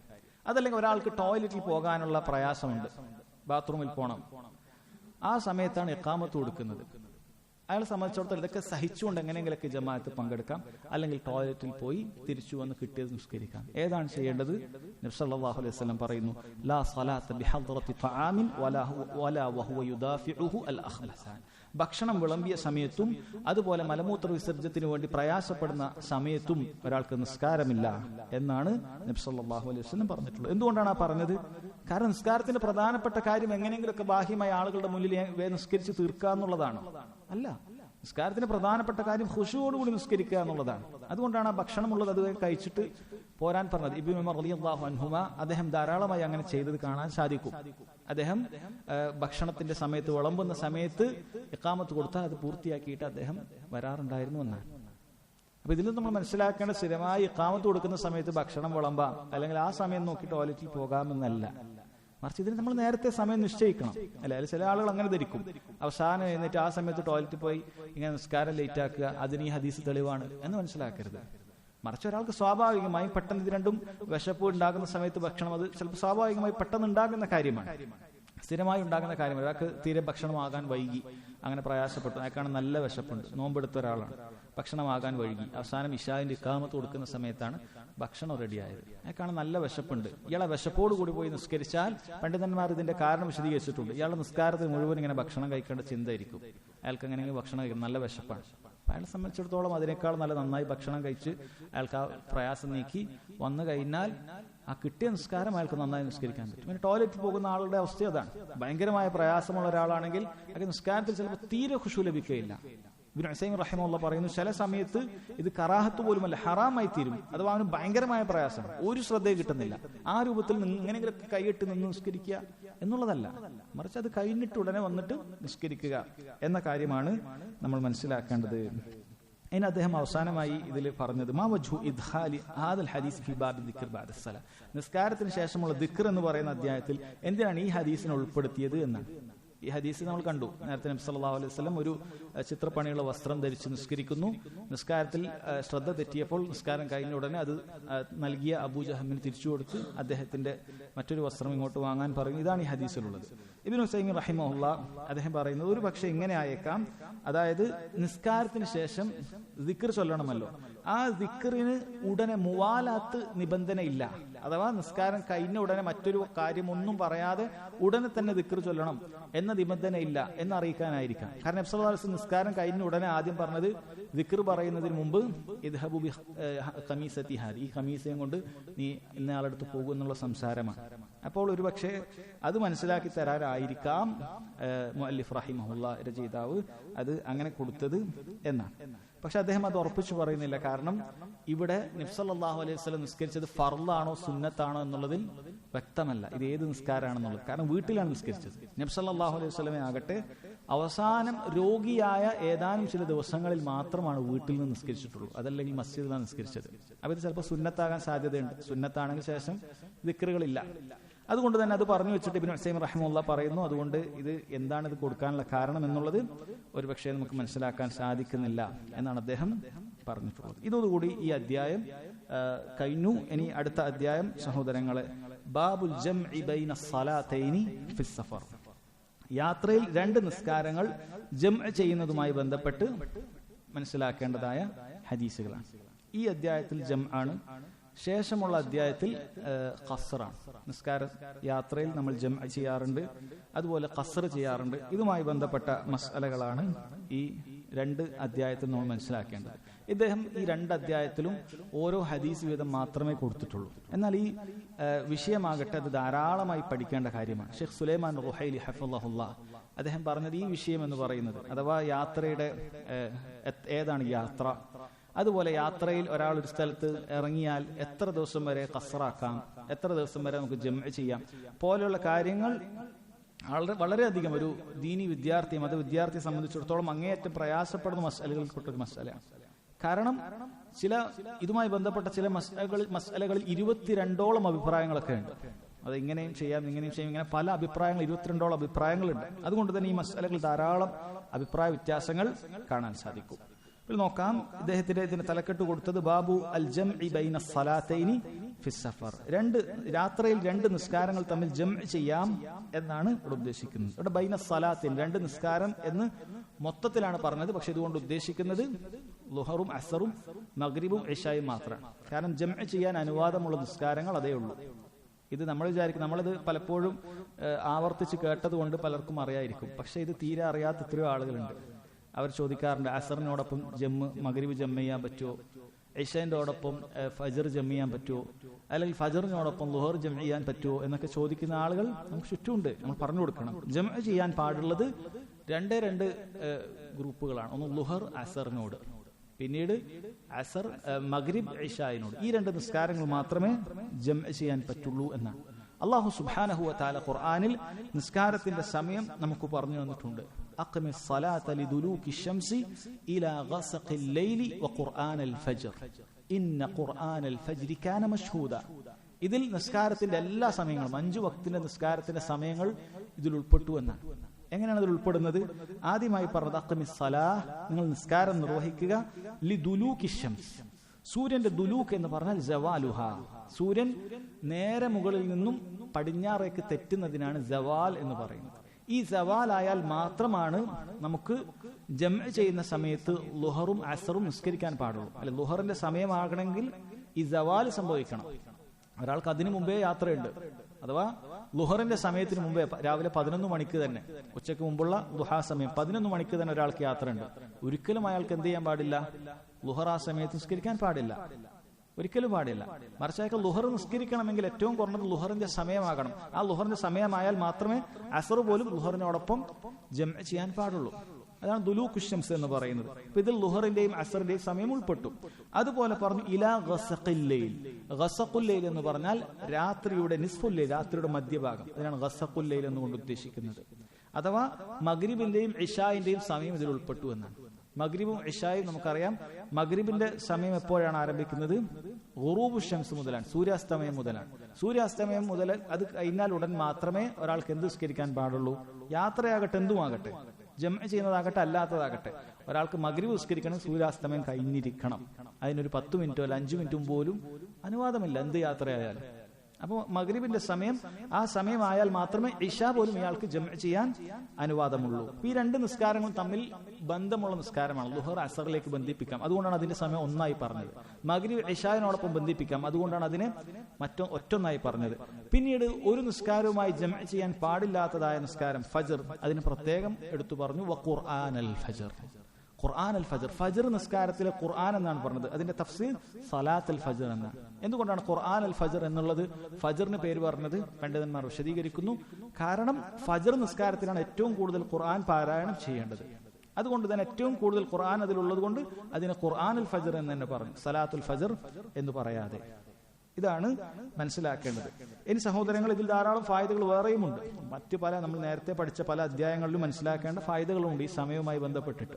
അഥവാ ഇശാ നിസ്കാരത്തിന്റെ അവസാന സമയം അത് രാത്രിയുടെ മധ്യഭാഗമാണ് എന്നതിന് തെളിവുണ്ട് എന്നാണ് ഇബ്നു ഹുസൈം റഹിമഹുല്ലാഹ് പറഞ്ഞത്. കാരണം ഇശാന്റെ സമയം പറഞ്ഞത് ഇലാ ഗസഖിൽ ലൈൽ, അത്രയാണ് നിസ്കാരത്തിന്റെ സമയം എന്ന് പറഞ്ഞാൽ മനഃപൂർവ്വം ഒരാൾക്ക് രാത്രിയുടെ മധ്യഭാഗം, അത് ചിലപ്പോൾ 12 മണിയാകാം, അത് മാറും, ചിലപ്പോൾ 11:30 ആകാം, ചിലപ്പോൾ 12:15 അങ്ങോട്ടും ഇങ്ങോട്ടും മാറും. ഇതിന് അവസാന സമയം ഇശാ ഒരാൾക്ക് പിന്തിപ്പിക്കാൻ അനുവാദമുള്ള അവസാന സമയം അതാണ് എന്നാണ്. ഇതിൽ വേറൊരു ഫായിദ എന്ന് പറഞ്ഞാൽ, ഒരു സ്ത്രീയെ സംബന്ധിച്ചിടത്തോളം, ഹൈദുള്ള ഒരു സ്ത്രീയെ സംബന്ധിച്ചിടത്തോളം, ആർത്തവമുള്ള ഒരു സ്ത്രീയെ സംബന്ധിച്ചിടത്തോളം ഫജ്റിന് തൊട്ടു മുമ്പാണ്, അല്ലെങ്കിൽ ഈ രാത്രിയുടെ മധ്യഭാഗം കഴിഞ്ഞതിന് ശേഷമാണ് അവൾ ശുദ്ധിയായത് എങ്കിൽ അവൾ ഒരിക്കലും മഗ്രിബും ഇശായും നിസ്കരിക്കേണ്ടതില്ല എന്നാണ് ഈ അടിസ്ഥാനത്തിൽ മനസ്സിലാക്കേണ്ടത്. കാരണം അവളെ സംബന്ധിച്ചിടത്തോളം ഇശായിന്റെ സമയം കഴിഞ്ഞതിന് ശേഷമാണ് അവൾ ശുദ്ധിയായത്.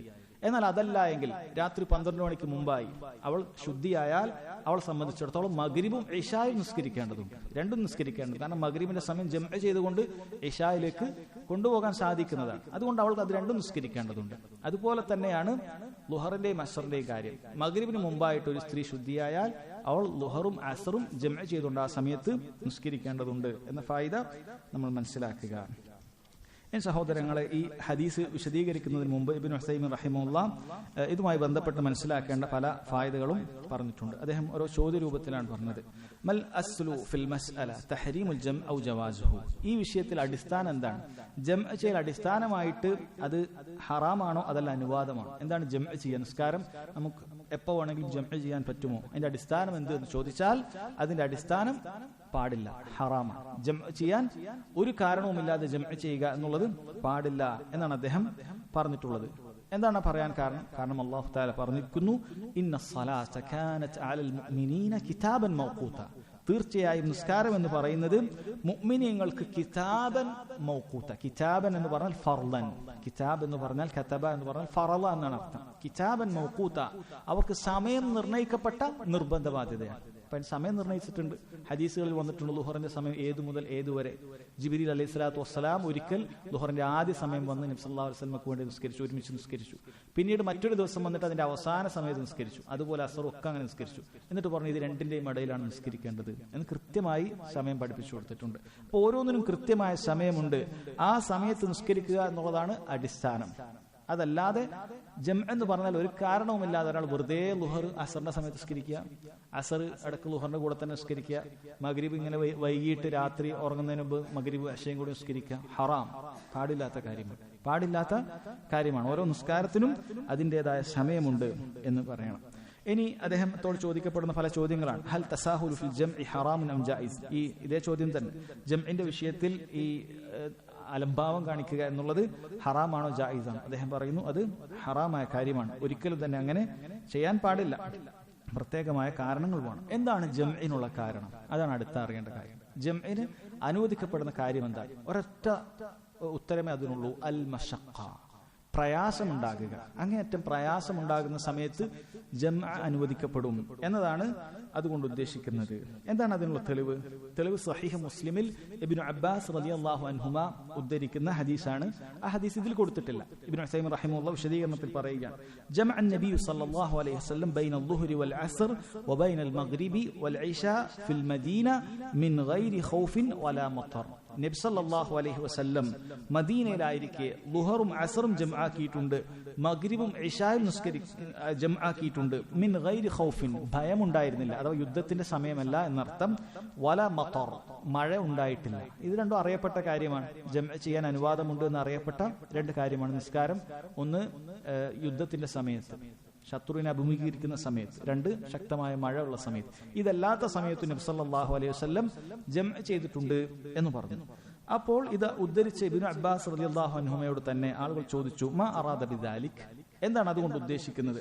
അവിടുന്ന് പറഞ്ഞു, അറാദ അല്ലാ യുഹർരിജ ഉമ്മതഹു, തന്റെ ഉമ്മത്തിന് ഒരു പ്രയാസമുണ്ടാകരുത് എന്നതാണ് അവിടുന്ന് ഉദ്ദേശിച്ചത്. അഥവാ മശഖത്ത് എപ്പോ ഉണ്ടോ, പ്രയാസം, ബുദ്ധിമുട്ട് ഒരാൾക്ക് എപ്പോ ഉണ്ടോ, അതുണ്ടെങ്കിൽ അയാൾക്ക് ജംഅ ചെയ്യാൻ അനുവാദമുണ്ട്. അതുകൊണ്ട് തന്നെ അതിന് കാരണം ആൾ ഇന്ന കാര്യത്തിനെ ജംഅ ചെയ്യാൻ പറ്റുമെന്ന് എണ്ണിക്കണക്കാക്കാൻ പറ്റുകയില്ല. ഒരാൾക്ക് അങ്ങേയറ്റം പ്രയാസമുണ്ട്, രണ്ട് നിസ്കാരങ്ങൾ വേറെ വേറെ നിസ്കരിക്കാനുള്ള പ്രയാസം ഒരാൾക്ക് എപ്പോഴെല്ലാം നിലനിൽക്കുന്നുവോ അപ്പോഴെല്ലാം ജംഅ അനുവദിക്കപ്പെടും. അതല്ലാത്ത സമയത്ത് ജംഅ അനുവദിക്കപ്പെടുകയുമില്ല. ഇതാണ് ഇതിന്റെ ഒരു അടിസ്ഥാനം പറയാൻ. ഇനി നമുക്ക് കൂടുതൽ മനസ്സിലാകാൻ, ഏതൊക്കെ സന്ദർഭത്തിൽ എന്നൊക്കെ മനസ്സിലാകാൻ പല ചോദ്യങ്ങളും ഇദ്ദേഹം ഇതിൽ കൊടുത്തിട്ടുണ്ട്. അതിലൊന്നാമത്തെ കാര്യമാണ് ഒരാൾക്ക് യാത്രയും രോഗവും, ഇത് നമുക്ക് അനുവദിക്കപ്പെടുന്ന ഈ പറയുന്ന പ്രയാസത്തിൽ ഇത് ഉൾപ്പെടുമോ എന്നാണ്. അദ്ദേഹം പറയുന്നു, അതെ, നഅം അസ്സഫറു വൽ മറദു മിനൽ ഹറജ്, യാത്രയും രോഗവും ഒരാൾക്ക് ഈ പ്രയാസത്തിൽ, നമുക്ക് ഇങ്ങനെയുള്ള പ്രയാസം ഉണ്ടാകുന്ന സമയത്ത് നിസ്കരിക്കാം എന്ന് പറഞ്ഞതിൽ ഉൾപ്പെടുമെന്നാണ്. ഒരാൾക്ക് യാത്രയുണ്ട്, അയാൾ സംബന്ധിച്ചിടത്തോളം ജംഅ ചെയ്യൽ അനുവദനീയമാണ്. അതിൽ ഏതാണ് അഫ്ളൽ, ഏതാണ് എന്നുള്ളത് നമുക്ക് ഇൻഷാ അല്ലാഹ് പറയാം. അനുവദനീയമാണ്. രോഗമുള്ളൊരു വ്യക്തിയെ സംബന്ധിച്ചിടത്തോളം, രോഗം എന്ന് പറയുന്നത് ഒരാൾക്ക് ചില രോഗമുണ്ടാകാം, വളരെയധികം പ്രയാസമാണ്, ബാത്റൂമിലൊക്കെ പോയി, ടോയ്ലറ്റിലൊക്കെ പോയി മലമൂത്ര വിസർജനമൊക്കെ നടത്തി വുദു എടുക്കുക എന്നുള്ളതൊക്കെ ഭയങ്കര പ്രയാസമുള്ള കിടത്തത്തിലായ ചില രോഗികളുണ്ടാകും. അപ്പൊ അവരെ സംബന്ധിച്ചിടത്തോളം ജംഅ ചെയ്യൽ അനുവദിക്കപ്പെടും. കാരണം അവർക്ക് രണ്ട് സമയത്ത് പോകുക എന്നുള്ളത് ഭയങ്കരമായ പ്രയാസമാണ്. എഴുന്നേറ്റ് പോകുക, അവിടെ എത്തുക വളരെ ബുദ്ധിമുട്ടാണ്. ചിലപ്പോൾ ഒരാളുടെ സഹായം വേണ്ടി വരും. ഇങ്ങനെയൊക്കെയാണ് അവസ്ഥ. അയാളെ കിട്ടുന്ന സഹായം ചിലപ്പോൾ ഏതെങ്കിലും ഒരു നേരത്തെ ഉണ്ടാവും. ഇയാളെ സംബന്ധിച്ചിടത്തോളം ആ സമയത്ത് പോയിട്ട് ളുഹറും അസറും ജംആക്കി നിസ്കരിക്കാം. ജം എന്ന് പറഞ്ഞാൽ ഖസ്റാക്കാതെ രണ്ട് വക്തുള്ളത് ഒരേ വക്ത് നിസ്കരിക്കുക എന്നുള്ളതാണ്. ഇൻഷാ അല്ലാഹ് അത് പറയാം. അപ്പോൾ അത് അനുവദനീയമായ കാര്യമാണ് രോഗികൾക്ക്. അതുപോലെ തന്നെ യാത്ര അനുവദനീയമായ കാര്യമാണ്. ഇതുപോലെ അദ്ദേഹം പറയുന്ന ധാരാളം കാര്യങ്ങളുണ്ട്. അതിൽപ്പെട്ടതാണ് ഒരു വ്യക്തി അങ്ങേയറ്റം ജോലിയെടുത്ത് ക്ഷീണിച്ചു വന്നിരിക്കുകയാണ്. അയാളൊരു രാത്രി മുഴുവൻ ഒരു ജോലി ക്ഷീണിച്ചു. അയാൾ അങ്ങനെ ആ ജോലി ളുഹർ വരെ എത്തി. ളുഹറായ സമയത്ത് അയാൾ അങ്ങേയറ്റം ക്ഷീണിതനാണ്. അയാൾക്ക് ളുഹർ നിസ്കരിച്ചു. ഇയാൾക്ക് നല്ല ഉറക്കുണ്ട്. ഇയാൾക്ക് ഉറച്ച ബോധ്യമുണ്ട്, ഇപ്പോൾ ഞാൻ ഉറങ്ങിയാൽ പിന്നെ ഇനി മഗ്രിബൊക്കെ കഴിഞ്ഞിട്ട് എഴുന്നേൽക്കുള്ളൂ. കാരണം അത്രയും പ്രയാസപ്പെട്ട് തളർന്നു വരുന്ന ഒരു വ്യക്തിയാണ്. ഇയാളെ സംബന്ധിച്ചിടത്തോളം ഇദ്ദേഹത്തിന് ജംഅ ചെയ്യാൻ പറ്റുമോ എന്ന് ചോദിക്കും. ഇബ്നു ഉസൈമിൻ റഹിമഹുല്ലാഹ് അദ്ദേഹത്തിന് ജംഅ ചെയ്യാമെന്നാണ്. കാരണം ഇയാൾ ഇനി ഉറങ്ങിപ്പോയാൽ ഇനി മഗ്രിബ് കഴിഞ്ഞ് അസറിന്റെ വക്ത് കഴിഞ്ഞിട്ട് എഴുന്നേൽക്കുകയുള്ളൂ, വക്ത് തന്നെ കഴിഞ്ഞിട്ട് എഴുന്നേൽക്കുകയുള്ളൂ. അയാളെ സംബന്ധിച്ചിടത്തോളം അത്തരം സാഹചര്യങ്ങളിൽ ജംഅ ചെയ്യൽ അനുവദനീയമാണ്. അതുപോലെയുള്ള മറ്റൊരു സാഹചര്യമാണ് ഒരാൾക്കൊരു ഓപ്പറേഷന് വിധേയമാകേണ്ടി വരികയാണ്. ഓപ്പറേഷൻ, ഉദാഹരണത്തിന് 2 മണിക്കാണ് ഒരാൾക്ക് ഓപ്പറേഷന് തിയേറ്ററിലേക്ക് പ്രവേശിക്കേണ്ടത്. നമുക്കറിയാം, ഓപ്പറേഷൻ തിയേറ്ററിൽ പോയാൽ അവിടെ അനസ്തേഷ്യ നൽകും, ബോധം പോകും, പിന്നീട് ചിലപ്പോൾ ഒരുപാട് മണിക്കൂർ കഴിഞ്ഞിട്ട് ബോധം തിരിച്ചു വരികയുള്ളൂ. ഇയാളെ സംബന്ധിച്ചിടത്തോളം ആ ഓപ്പറേഷൻ തിയേറ്ററിൽ പോകുന്നതിന് മുമ്പായിട്ട് തന്നെ ളുഹറും അസറും നിസ്കരിക്കാം. ളുഹറും അസറും നിസ്കരിക്കാം. യാത്ര ഇല്ല എങ്കിൽ രണ്ടും പൂർത്തിയാക്കിയിട്ട് തന്നെ. അതല്ല പോയ ഹോസ്പിറ്റലിൽ യാത്ര ചെയ്തിട്ട് പോയതാണെങ്കിൽ ഖസർ ഇൻഷാ അല്ലാഹ് അടുത്ത അധ്യായത്തിൽ വരുന്നുണ്ട്. രണ്ടും ഈ രണ്ടായി നിസ്കരിക്കാം, ഒരുമിച്ച് നിസ്കരിക്കാം. അപ്പൊ ഇതേപോലുള്ള സാഹചര്യത്തിൽ ധാരാളം പണ്ഡിതന്മാർ പറഞ്ഞിട്ടുണ്ട്. ഒരു സ്ത്രീകളെ സംബന്ധിച്ചിടത്തോളം അവരൊരു സ്ഥലത്തൊന്നും യാത്രയുടെ പരിധിയിലേക്കൊന്നും പോയിട്ടില്ല, യാത്രയൊന്നുമല്ല, പക്ഷെ ഒരു സ്ഥലത്ത് മറ്റൊരു സ്ഥലത്തേക്ക് അവർക്ക് പോകാൻ. അപ്പൊ ഈ രണ്ടാമത് എത്തുന്ന സ്ഥലത്ത് സംബന്ധിച്ചിടത്തോളം അവർക്കൊരിക്കലും തന്നെ ടോയ്ലറ്റിൽ പോകാൻ സൗകര്യമില്ലാത്ത സ്ഥലമായിരിക്കും, അല്ലെങ്കിൽ ഔറത്ത് വ്യക്തമാകാതെ അവർക്ക് നിസ്കാരം അത് ആളുകൾക്കിടയിൽ നിസ്കരിക്കേണ്ടി വരും. അങ്ങനെ ധാരാളം പ്രയാസം ഒരു സ്ത്രീക്ക് ചിലപ്പോൾ അവിടെ ഉണ്ടാകും. അത്തരം സാഹചര്യങ്ങളിൽ ഒരു സ്ത്രീയെ സംബന്ധിച്ചിടത്തോളം 2 നിസ്കാരവും അതിന്റെ ആദ്യത്തെ വക്തിൽ ജംഅ് ചെയ്യാം. ഇതൊക്കെ മശക്കത്തുള്ള സമയത്താണ്. നമ്മൾ പ്രത്യേകം മനസ്സിലാക്കണം, ഇതൊരു നമുക്ക് നമ്മുടെ ദേഹേച്ഛക്കനുസരിച്ച് അളവ് തേടലല്ല. വെറുതെ ഒരു ടൂർ പോവാ, അപ്പൊ ഇവിടുന്ന് അങ്ങോട്ട് പോവാ, അപ്പൊ ഞാൻ 2 നിസ്കരിച്ച് അങ്ങനെ പോവാ അല്ല. ഒരു പ്രയാസം ഉണ്ടാകുന്ന അത്തരം സാഹചര്യങ്ങൾ ഉണ്ടാകും. ആ സാഹചര്യങ്ങളിൽ ഇവിടെ ജംഅ് ചെയ്യുക എന്നുള്ളത് അനുവദനീയമായ കാര്യമാണ്. ധാരാളം ഇബ്നു ഹുസൈൻ റഹിമഹുല്ലാ ധാരാളം ഉദാഹരണങ്ങൾ ഇതേപോലെ അദ്ദേഹത്തിനോട് ചോദിക്കപ്പെടുന്നുണ്ട്. അപ്പോൾ അദ്ദേഹം അതിന് മറുപടി പറഞ്ഞിട്ടുള്ളത്. ഇതിനെല്ലാം തെളിവ് നമ്മൾ നേരത്തെ പറഞ്ഞു. നബി സല്ലല്ലാഹു അലൈഹി വസല്ലം മിൻ ഗൈരി ഖൗഫിൻ വലാ മത്തർ, ഭയവുമില്ല മഴയുമില്ല അല്ലാത്ത സമയത്ത് ജംഅ് ചെയ്തിട്ടുണ്ട്. അത് കാണിക്കാൻ വേണ്ടിയിട്ടാണ് ഉമ്മത്തിന് ഇത്തരം മശക്കത്തുള്ള സമയത്ത് ജംഅ് ചെയ്യാം എന്ന് പഠിപ്പിക്കുന്നതിന് വേണ്ടിയിട്ടായിരുന്നു എന്ന് പ്രത്യേകമായി കാണാം. ഇതെല്ലാം ദീനിന്റെ അടിസ്ഥാന താല്പര്യത്തിൽപ്പെട്ടതാണ്. അല്ലാഹു തആല പറഞ്ഞു, യുരീദുല്ലാഹു ബിക്കുമുൽ യുസ്ർ വലാ യുരീദു ബിക്കുമുൽ ഉസ്ർ. അല്ലാഹു സുബ്ഹാനഹു വ തആല നിങ്ങൾക്ക് എളുപ്പമാണ് ഉദ്ദേശിക്കുന്നത്, നിങ്ങൾക്ക് പ്രയാസം ഉണ്ടാക്കാനല്ല. അതുകൊണ്ടാണ് റമദാൻ മാസത്തിൽ റമദാൻ അല്ലാഹു നിർബന്ധമാണ് എന്ന് അറിയിച്ചതിന് ശേഷം തന്നെ പറഞ്ഞു, നിങ്ങളിൽ ആരെങ്കിലും രോഗിയാകുന്നു അല്ലെങ്കിൽ യാത്രക്കാരാകുന്നു, നിങ്ങൾക്ക് ആ സമയത്ത് നോമ്പ് ഒഴിവാക്കാം, മറ്റു ദിവസത്തിൽ നോമ്പ് എടുത്താൽ മതി. അവിടെ അല്ലാഹു തആല പറഞ്ഞ കാര്യമാണിത്. യുരീദുല്ലാഹു ബിക്കുമുൽ യുസ്ർ, അല്ലാഹു നിങ്ങൾക്ക് എളുപ്പമാണ് ഉദ്ദേശിക്കുന്നത്. നിങ്ങൾ ഈ യാത്രയിലും അല്ലെങ്കിൽ രോഗമായിക്കൊണ്ടും എങ്ങനെയും വെള്ളവും ഭക്ഷണവും കഴിക്കാതെ പ്രയാസപ്പെട്ട് ഇബാദത്ത് ചെയ്യുക, അത് അല്ലാഹു തആല നിങ്ങൾ ഉദ്ദേശിക്കുന്നില്ല. അല്ലാഹു നിങ്ങൾക്ക് എളുപ്പമാണ് ഉദ്ദേശിക്കുന്നത്, പ്രയാസം നിങ്ങൾക്ക് ഉദ്ദേശിക്കുന്നില്ല. അപ്പൊ ഈ ദീനിന്റെ അടിസ്ഥാനം തന്നെ അത് യുസ്റാണ്, എളുപ്പമാണ്. വമാ ജഅല അലൈക്കും ഫിദ്ദീനി മിൻ ഹറജ്, അല്ലാഹു സുബ്ഹാനഹു വ തആല ദീനിൽ നിങ്ങൾക്ക് പ്രയാസം ഒന്നും തന്നെ നിശ്ചയിച്ചിട്ടില്ല. നബി സല്ലല്ലാഹു അലൈഹി വസല്ലം പറഞ്ഞു, ഇന്ന ഹാദദ്ദീനു യുസ്ർ, തീർച്ചയായും ഈ ദീൻ അത് എളുപ്പമുള്ള ദീനാകുന്നു എന്ന് അവിടുന്ന് പറഞ്ഞിട്ടുണ്ട്. ചോദ്യങ്ങളിൽപ്പെട്ടതാണ് ഹലിൽ ജംഉ ബൈന സ്വലാത്തൈനി ഫി സഫരി സുന്നത്തുൻ അം റുഖ്സ, യാത്രയിൽ നിസ്കാരങ്ങൾ ജംഉ ചെയ്യുക എന്നുള്ളത് പ്രതിഫലം കിട്ടുന്നതായ നമ്മൾ ചെയ്യേണ്ടതായ ഒരു സുന്നത്താണോ അതല്ല ഒരു ഇളവാണ്? വേണമെങ്കിൽ സ്വീകരിക്കാം, സ്വീകരിച്ചിട്ടില്ലെങ്കിൽ കുഴപ്പമില്ല എന്ന രൂപത്തിലുള്ള ഒരു ഇളവാണോ, അതല്ല നമ്മൾ പാലിക്കേണ്ടതായ നിശ്ചയമായും പാലിക്കേണ്ടതായ ഒരു സുന്നത്താണോ എന്നാണ് ചോദ്യം. അവിടെ ഇബ്നു ഹുസൈൻ റഹിമഹുല്ലാ ഒരു തഫ്രീഖ്, ഒരു വേർതിരിവ് പറയുന്നുണ്ട്. അത് മനസ്സിലാക്കണം. ഒന്ന്, ഇദാ കാന അലാ വഹരി സൈരിൻ ഫൽ ജംഉ സുന്ന, നമ്മളിങ്ങനെ യാത്ര ചെയ്തുകൊണ്ടേയിരിക്കുകയാണ്, യാത്രയിലാണുള്ളത്, നമ്മളിങ്ങനെ യാത്ര ചെയ്തുകൊണ്ടേയിരിക്കുകയാണെങ്കിൽ അതിനിടയിൽ വെച്ച് നമ്മളൊരു സ്ഥലത്ത് ഇറങ്ങിയതാണ് എങ്കിൽ അവിടെ രണ്ടും കൂടി ജംഅ് ചെയ്യുക എന്നുള്ളതാണ് സുന്നത്ത്. അല്ലെ, ഒരാളിപ്പോൾ ഇവിടുന്ന് കോഴിക്കോട് നിന്ന് ഇങ്ങനെ എറണാകുളത്ത് പോയിക്കൊണ്ടേയിരിക്കുക, ഇങ്ങനെ പോകുന്ന വേളയിൽ ലുഹറിന്റെ സമയമായപ്പോൾ ഇപ്പോൾ തിരൂർ എത്തിയെന്ന് വിചാരിക്കുക, പോകുന്നൊരു വഴിയിലെത്തി. അപ്പം അയാളെ സംബന്ധിച്ചിടത്തോളം ഇങ്ങനെ യാത്രയിലാണ്. അപ്പോൾ അവിടുന്ന് ലുഹറിനോടൊപ്പം അസറും കൂടി നിസ്കരിക്കുക എന്നുള്ളതാണ് അയാളെ സംബന്ധിച്ചിടത്തോളം സുന്നത്തായിട്ടുള്ള കാര്യം. വഇദാ കാന അലാ ഗൈരി ളഹരി സൈരിൻ ഫൽ ജംഉ റുഖ്സ, ഇനി ഒരാൾ അങ്ങനെ യാത്രയിൽ ഇങ്ങനെ തുടർന്നുകൊണ്ടേ ഇരിക്കുകയല്ല, അയാൾ ലുഹറിന്റെ സമയമായപ്പോൾ എറണാകുളത്തെത്തി, ഇനിയിപ്പോൾ നാളെ തിരിച്ചു പോരേണ്ടി ഉള്ളൂ, ഒരു ദിവസം അവിടെ ഉണ്ട്, യാത്ര തുടർന്നുകൊണ്ടേ ഇരിക്കുന്നത്, യാത്രയിൽ ഒരു സ്റ്റോപ്പ് അവിടെ വന്നിട്ടുണ്ട്. അയാളെ സംബന്ധിച്ചിടത്തോളം അവിടെ ഓരോന്നും അതിന്റെ വക്തിൽ നിസ്കരിക്കുക എന്നുള്ളതാണ് അഫ്ളലായിട്ടുള്ളത്. എന്നാൽ ഒരാൾക്ക് ജംഅ് ചെയ്യണമെങ്കിൽ അനുവാദമുണ്ട്. ഓരോന്നും അതിന്റെ സമയത്ത് നിസ്കരിക്കുക എന്നുള്ളതാണ് അഫ്ളലായിട്ടുള്ളത്. പക്ഷേ ഒരാൾക്ക് ജംഅ് ചെയ്യണമെങ്കിൽ യാത്ര എന്നുള്ള കാരണത്താൽ, കാരണം യാത്രയിൽ എപ്പോൾ വേണമെങ്കിലും ഒരു പ്രയാസം ഉണ്ടാകാൻ സാധ്യതയുണ്ട്, സ്വന്തം നാടല്ല, അതുകൊണ്ട് തന്നെ അയാൾക്ക് അനുവാദമുണ്ട് എന്നാണ്. എന്നാൽ ഷെയ്ഖുൽ ഇസ്ലാം ഇബ്നു തൈമിയ്യ റഹിമഹുല്ലാ അദ്ദേഹം അങ്ങനെ ഒരു സ്ഥലത്ത് ഇറങ്ങിക്കഴിഞ്ഞാൽ പിന്നീട് ജംഅ് പാടില്ല എന്നാണ് പറയുന്നത്. അതുകൊണ്ട് തന്നെ സഹോദരങ്ങളെ നമ്മൾ മനസ്സിലാക്കണം, ചിലർ ധരിച്ചതുപോലെ യാത്ര എന്ന് പറഞ്ഞാൽ നമുക്ക് എപ്പോഴും ജംഅ് ചെയ്യാം എന്നല്ല. യാത്രയായാലും ശരി അല്ലെങ്കിലും ശരി നമുക്കൊരു പ്രയാസമുണ്ടെങ്കിൽ നമ്മൾ ജംഅ് ചെയ്താൽ മതി. കാരണം അഫ്ളലായിട്ടുള്ളത് നമ്മളൊരു സ്ഥലത്ത് ഇറങ്ങിക്കഴിഞ്ഞാൽ, പ്രത്യേകിച്ചും ഒരു സ്ഥലത്ത് ഇറങ്ങിക്കഴിഞ്ഞാൽ അഫ്ളലായിട്ടുള്ളത് നമുക്ക് ഓരോന്നും അതിന്റെ വക്തിൽ നിസ്കരിക്കുക എന്നുള്ളതാണ്. ഓരോന്നും അതിന്റെ വക്ത് നിസ്കരിക്കുക. അപ്പൊ ലുഹറിന്റെ നമ്മളൊരു നേരത്തെ പറഞ്ഞ ഉദാഹരണം തന്നെ എടുക്കാം. നമ്മൾ എറണാകുളത്ത് എത്തി, അപ്പൊ നമ്മൾ ലുഹറിന്റെ സമയമായപ്പോഴാണ് എത്തിയത്. നമ്മൾ നാളെ പോകുന്നുള്ളൂ, നാളെ ഫജ്റിന് ശേഷം നമുക്ക് തിരിച്ചാൽ മതി. നമ്മളവിടെ ഒരു യാത്ര കഴിഞ്ഞ ഒരാളെ കാണാൻ പോയി, എന്തെങ്കിലുമൊക്കെ നമ്മളവിടെ എത്തിയെന്ന് വിചാരിക്കുക. ലുഹറിന്റെ സമയത്ത് നമ്മൾ മസ്ജിദിലേക്കൊന്നും പോയിട്ടില്ല, നമ്മൾ അവിടെ തന്നെയാണ് ഉള്ളത് എങ്കിൽ 2 റക്അത്ത് ലുഹറിന്റെ സമയത്ത് നിസ്കരിക്കുക. അസറിന്റെ സമയമായാൽ 2 റക്അത്ത് അസർ നിസ്കരിക്കുക. മഗ്രിബിന്റെ സമയത്ത് 3 റക്അത്ത്, ഇശാന്റെ സമയത്ത് 2 റക്അത്ത്, പിറ്റേന്ന് ഫജ്ർ 2 റക്അത്ത്. ഇങ്ങനെ ഓരോന്നും അതിന്റെ വക്തിൽ നിസ്കരിക്കാം. എന്നാൽ ജംഅ് ചെയ്യൽ അനുവദനീയമാണ്, പക്ഷെ അഫ്ളൽ ഇതാണ്. എന്നാൽ ഒരാൾ യാത്ര ഇങ്ങനെ ചെയ്തുകൊണ്ടേയിരിക്കുക, ഇപ്പൊ ഇങ്ങനെ പോകുന്നു, എറണാകുളത്തേക്ക് ഇങ്ങനെ തിരുവനന്തപുരം വരെ ഒരാൾ യാത്രയാണ്, ലുഹറിന്റെ അടുത്ത് ഇറങ്ങിയാൽ ലുഹറിന്റെ അടുത്ത് തന്നെ അപ്പൊ തന്നെ അസർ നിസ്കരിച്ചേക്കുക. ഇനി മഗ്രിബിന്റെ ഒരു സ്ഥലത്ത് ഇറങ്ങിയാൽ ഉടൻ തന്നെ ഇശായും കൂടി നിസ്കരിച്ചേക്കാം. കാരണം അയാൾ അലസൈറാണ്, ഇങ്ങനെ യാത്രയിൽ സഞ്ചരിച്ചുകൊണ്ടേ ഇരിക്കുകയാണ്. അതാണ് അയാൾക്ക് അഫ്ളലായിട്ടുള്ളത്. അപ്പൊ ഈ രണ്ട് കാര്യവും വേർതിരിച്ച് മനസ്സിലാക്കുക. ഇനി ഹലിൽ അഫ്ളലു ജംഉ തഖ്ദീം ഔ ജംഉ തഅഖീർ. ജംഉ തഖ്ദീം എന്ന് പറഞ്ഞാൽ രണ്ടാമത്തെ നിസ്കാരത്തെ ആദ്യത്തെ നിസ്കാരത്തിന്റെ സമയത്ത് കൊണ്ടുവരലാണ്. അസറിനെ ലുഹറിലേക്കും ഇശായിനെ മഗ്രിബിലേക്കും. അതാണോ അഫ്ളൽ? അം ജംഉ തഅഖീർ, ലുഹറിനെ അസറിലേക്ക് കൊണ്ടുപോകുക അല്ലെങ്കിൽ മഗ്രിബിനെ ഇശായിലേക്ക് കൊണ്ടുപോകുക, ഏതാണ് അഫ്ളൽ എന്നാണ് ചോദ്യം. ഇബ്നു ഉസൈമിൻ റഹിമഹുല്ലാഹ് അദ്ദേഹം പറയുന്നു, അൽ അഫ്ളലു മാ ഹുവ അർഫഖു ബിൽ ഇൻസാൻ. ഒരാൾക്ക് ഏറ്റവും എളുപ്പം ഏതാണ് അതാണ് അഫ്ളൽ. എളുപ്പമുള്ളത് സ്വീകരിക്കുക എന്നുള്ളതാണ് അഫ്ളൽ. നബി സല്ലല്ലാഹു അലൈഹി വസല്ലമയെ കുറിച്ച് പറയപ്പെടുന്നു, കാന ഇദ ഇർതഹല ഖബ്ല അൻ തസീഅ അശംസു അഖറ അൽ-ളുഹ്റ ഇല അൽ-അസ്ർ. നബി സല്ലല്ലാഹു അലൈഹി വസല്ലം ളുഹറിന് മുമ്പാണ് പുറപ്പെടുന്നത് എങ്കിൽ ളുഹറിനെ അസറിലേക്ക് പിന്തിപ്പിക്കുമായിരുന്നു. വഇദ ഇർതഹല ബഅദ അൻ തസീഅ അശംസു ഖദ്ദമ അൽ-അസ്റ മഅ അൽ-ളുഹർ. ഇനി അതെല്ലാം ളുഹർ ആയതിനു ശേഷമാണ് യാത്രക്ക് പോകുന്നുണ്ടെങ്കിൽ അവിടുന്ന് അസറിനെ ളുഹറിന്റെ സമയത്തേക്ക് കൊണ്ടുവരുമായിരുന്നു എന്നാണ്. അപ്പോൾ ചുരുക്കത്തിൽ ഏതാണ് ഏറ്റവും അഫ്ളലായിട്ടുള്ളത്? അത് ആ രൂപത്തിൽ ചെയ്യുക എന്നുള്ളതാണ്. ഇനി നമുക്കറിയാം, ഹജ്ജിൽ അറഫയിൽ എത്തിക്കഴിഞ്ഞാൽ ലുഹറിന്റെ സമയത്ത് തന്നെയാണ് അസർ നിസ്കരിക്കുക, അല്ലെ? അങ്ങനെയാണ് നിസ്കരിക്കുക. അവിടെ ഈ ഒരു ഖായിദയുടെ അടിസ്ഥാനത്തിലാണെന്നാണ് എളുപ്പം. അതാണ് അവിടുത്തെ സുന്നത്ത്. അങ്ങനെയാണ് ചെയ്യേണ്ടത്.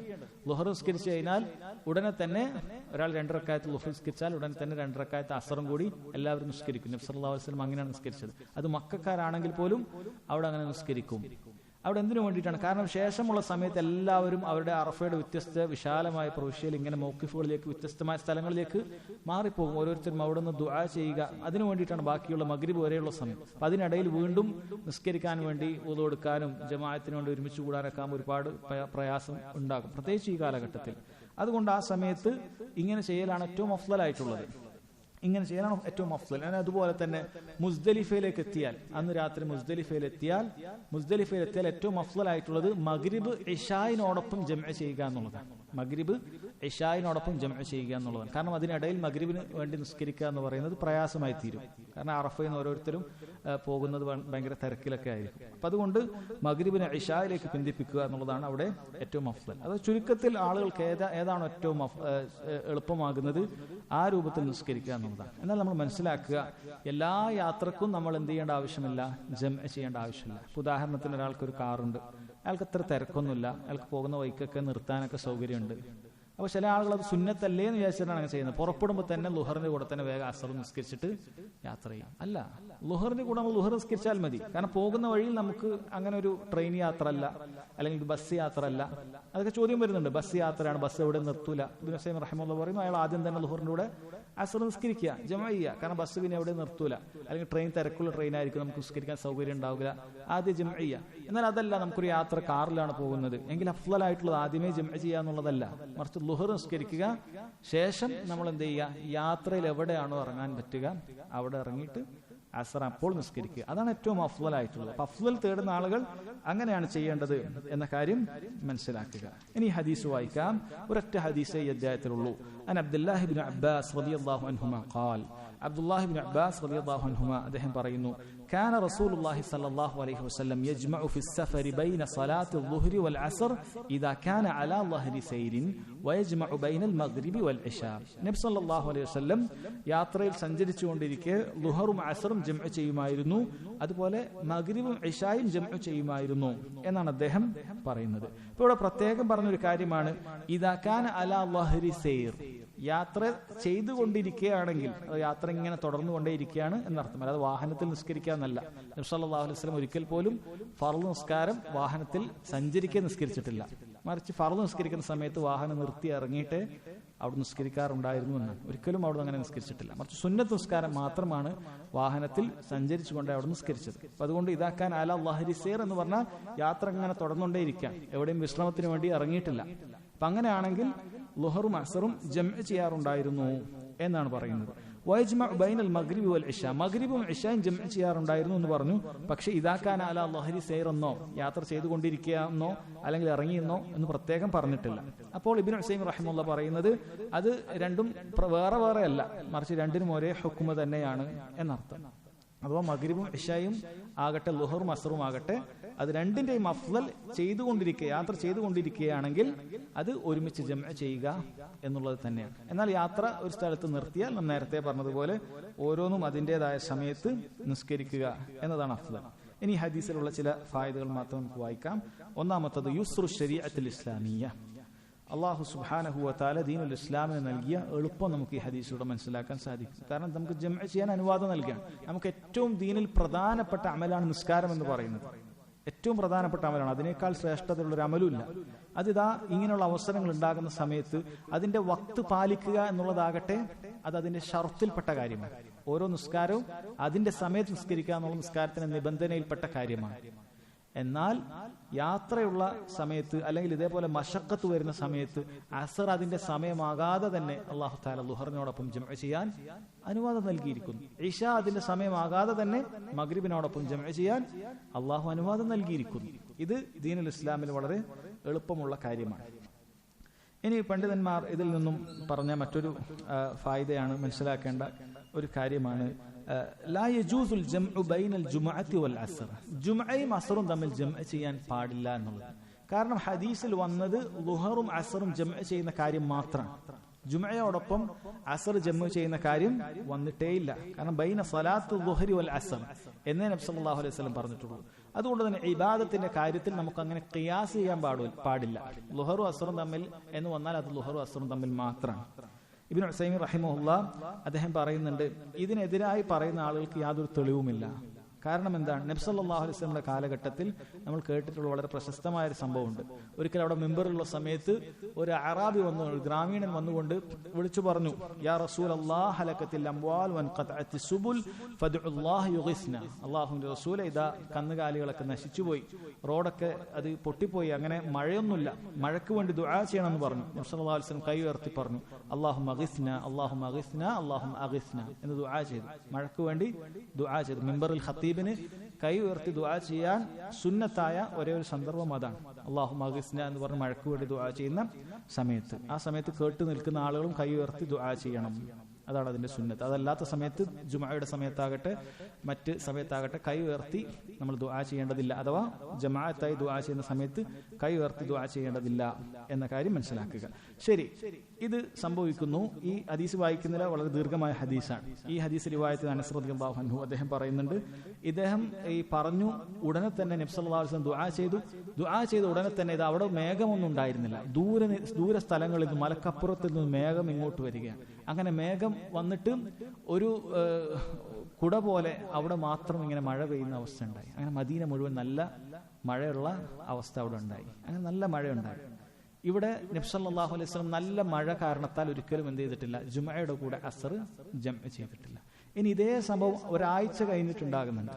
ഒരാഴ്ച കഴിഞ്ഞപ്പോൾ ഈ വ്യക്തിയാണോ അതല്ല വേറൊരു വ്യക്തിയാണോ വന്നത് എന്നുള്ളത് അനസ് റളിയല്ലാഹു അൻഹു പറയുന്നു, എനിക്കറിയില്ല. ഏതൊരു വ്യക്തി അല്ലെങ്കിൽ വേറൊരു വ്യക്തി വന്നു. അദ്ദേഹം വന്നിട്ട് ഇതേ കാര്യം പറഞ്ഞു. മഴ ധാരാളമായി പോയി, ഭയങ്കര പ്രയാസമായി. നബി സല്ലല്ലാഹു അലൈഹി വസല്ലം പ്രാർത്ഥിച്ചു, അല്ലാഹുമ്മ ഹവാലൈന വലാ അലൈന അല്ലാഹുമ്മ അലൽ അഹ്കാമി വൽദിറാബി വബുതൂനിൽ ഔദിയതി വമനാബിദിശ് ശജർ.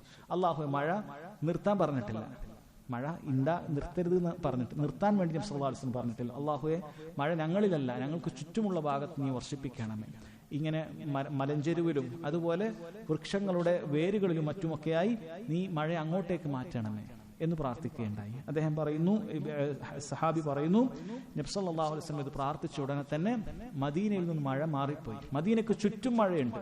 മദീനയിൽ നിന്ന് വരുന്ന ആളുകളൊക്കെ മഴയുടെ കാര്യം പറയുന്നുണ്ട്, പക്ഷെ മദീനയിൽ മഴയില്ല. ഇതാണ് അവസ്ഥ. നബി സല്ലല്ലാഹു അലൈഹി വസല്ലം പ്രാർത്ഥിച്ചപ്പോൾ ഉടനെ തന്നെ ഒരു മുഅ്ജിസത്തായിരുന്നു. സഹാബത്ത് കണ്ടു നിൽക്കുകയാണ്. അവിടെ മാത്രം മഴ നിന്നു, ബാക്കി ചുറ്റും മഴയുള്ള അവസ്ഥ. അപ്പൊ ഇവിടെ നബി സല്ലല്ലാഹു അലൈഹി വസല്ലം എവിടെയും ജംഅ ചെയ്തില്ല. കാരണം ഇന്ന് ഭയങ്കര മഴയുള്ള ചെളിയൊക്കെ ഉള്ള സമയത്ത് ജംഅ ചെയ്യാൻ അനുവാദമുണ്ട്. ഒരാൾക്കൊരു വഴിയും മുഴുവൻ വെള്ളപ്പൊക്കമാണ്, തടസ്സമാണ്. ഇങ്ങനെയുള്ള സമയത്ത് രണ്ട് വക്തും ഒരേ സമയത്ത് നിസ്കരിക്കാൻ അനുവാദമുണ്ട്. നബി സല്ലല്ലാഹു അലൈഹി വസല്ലം ജുമുഅയുടെ സമയത്ത് അങ്ങനെ നിസ്കരിച്ചിട്ടില്ല.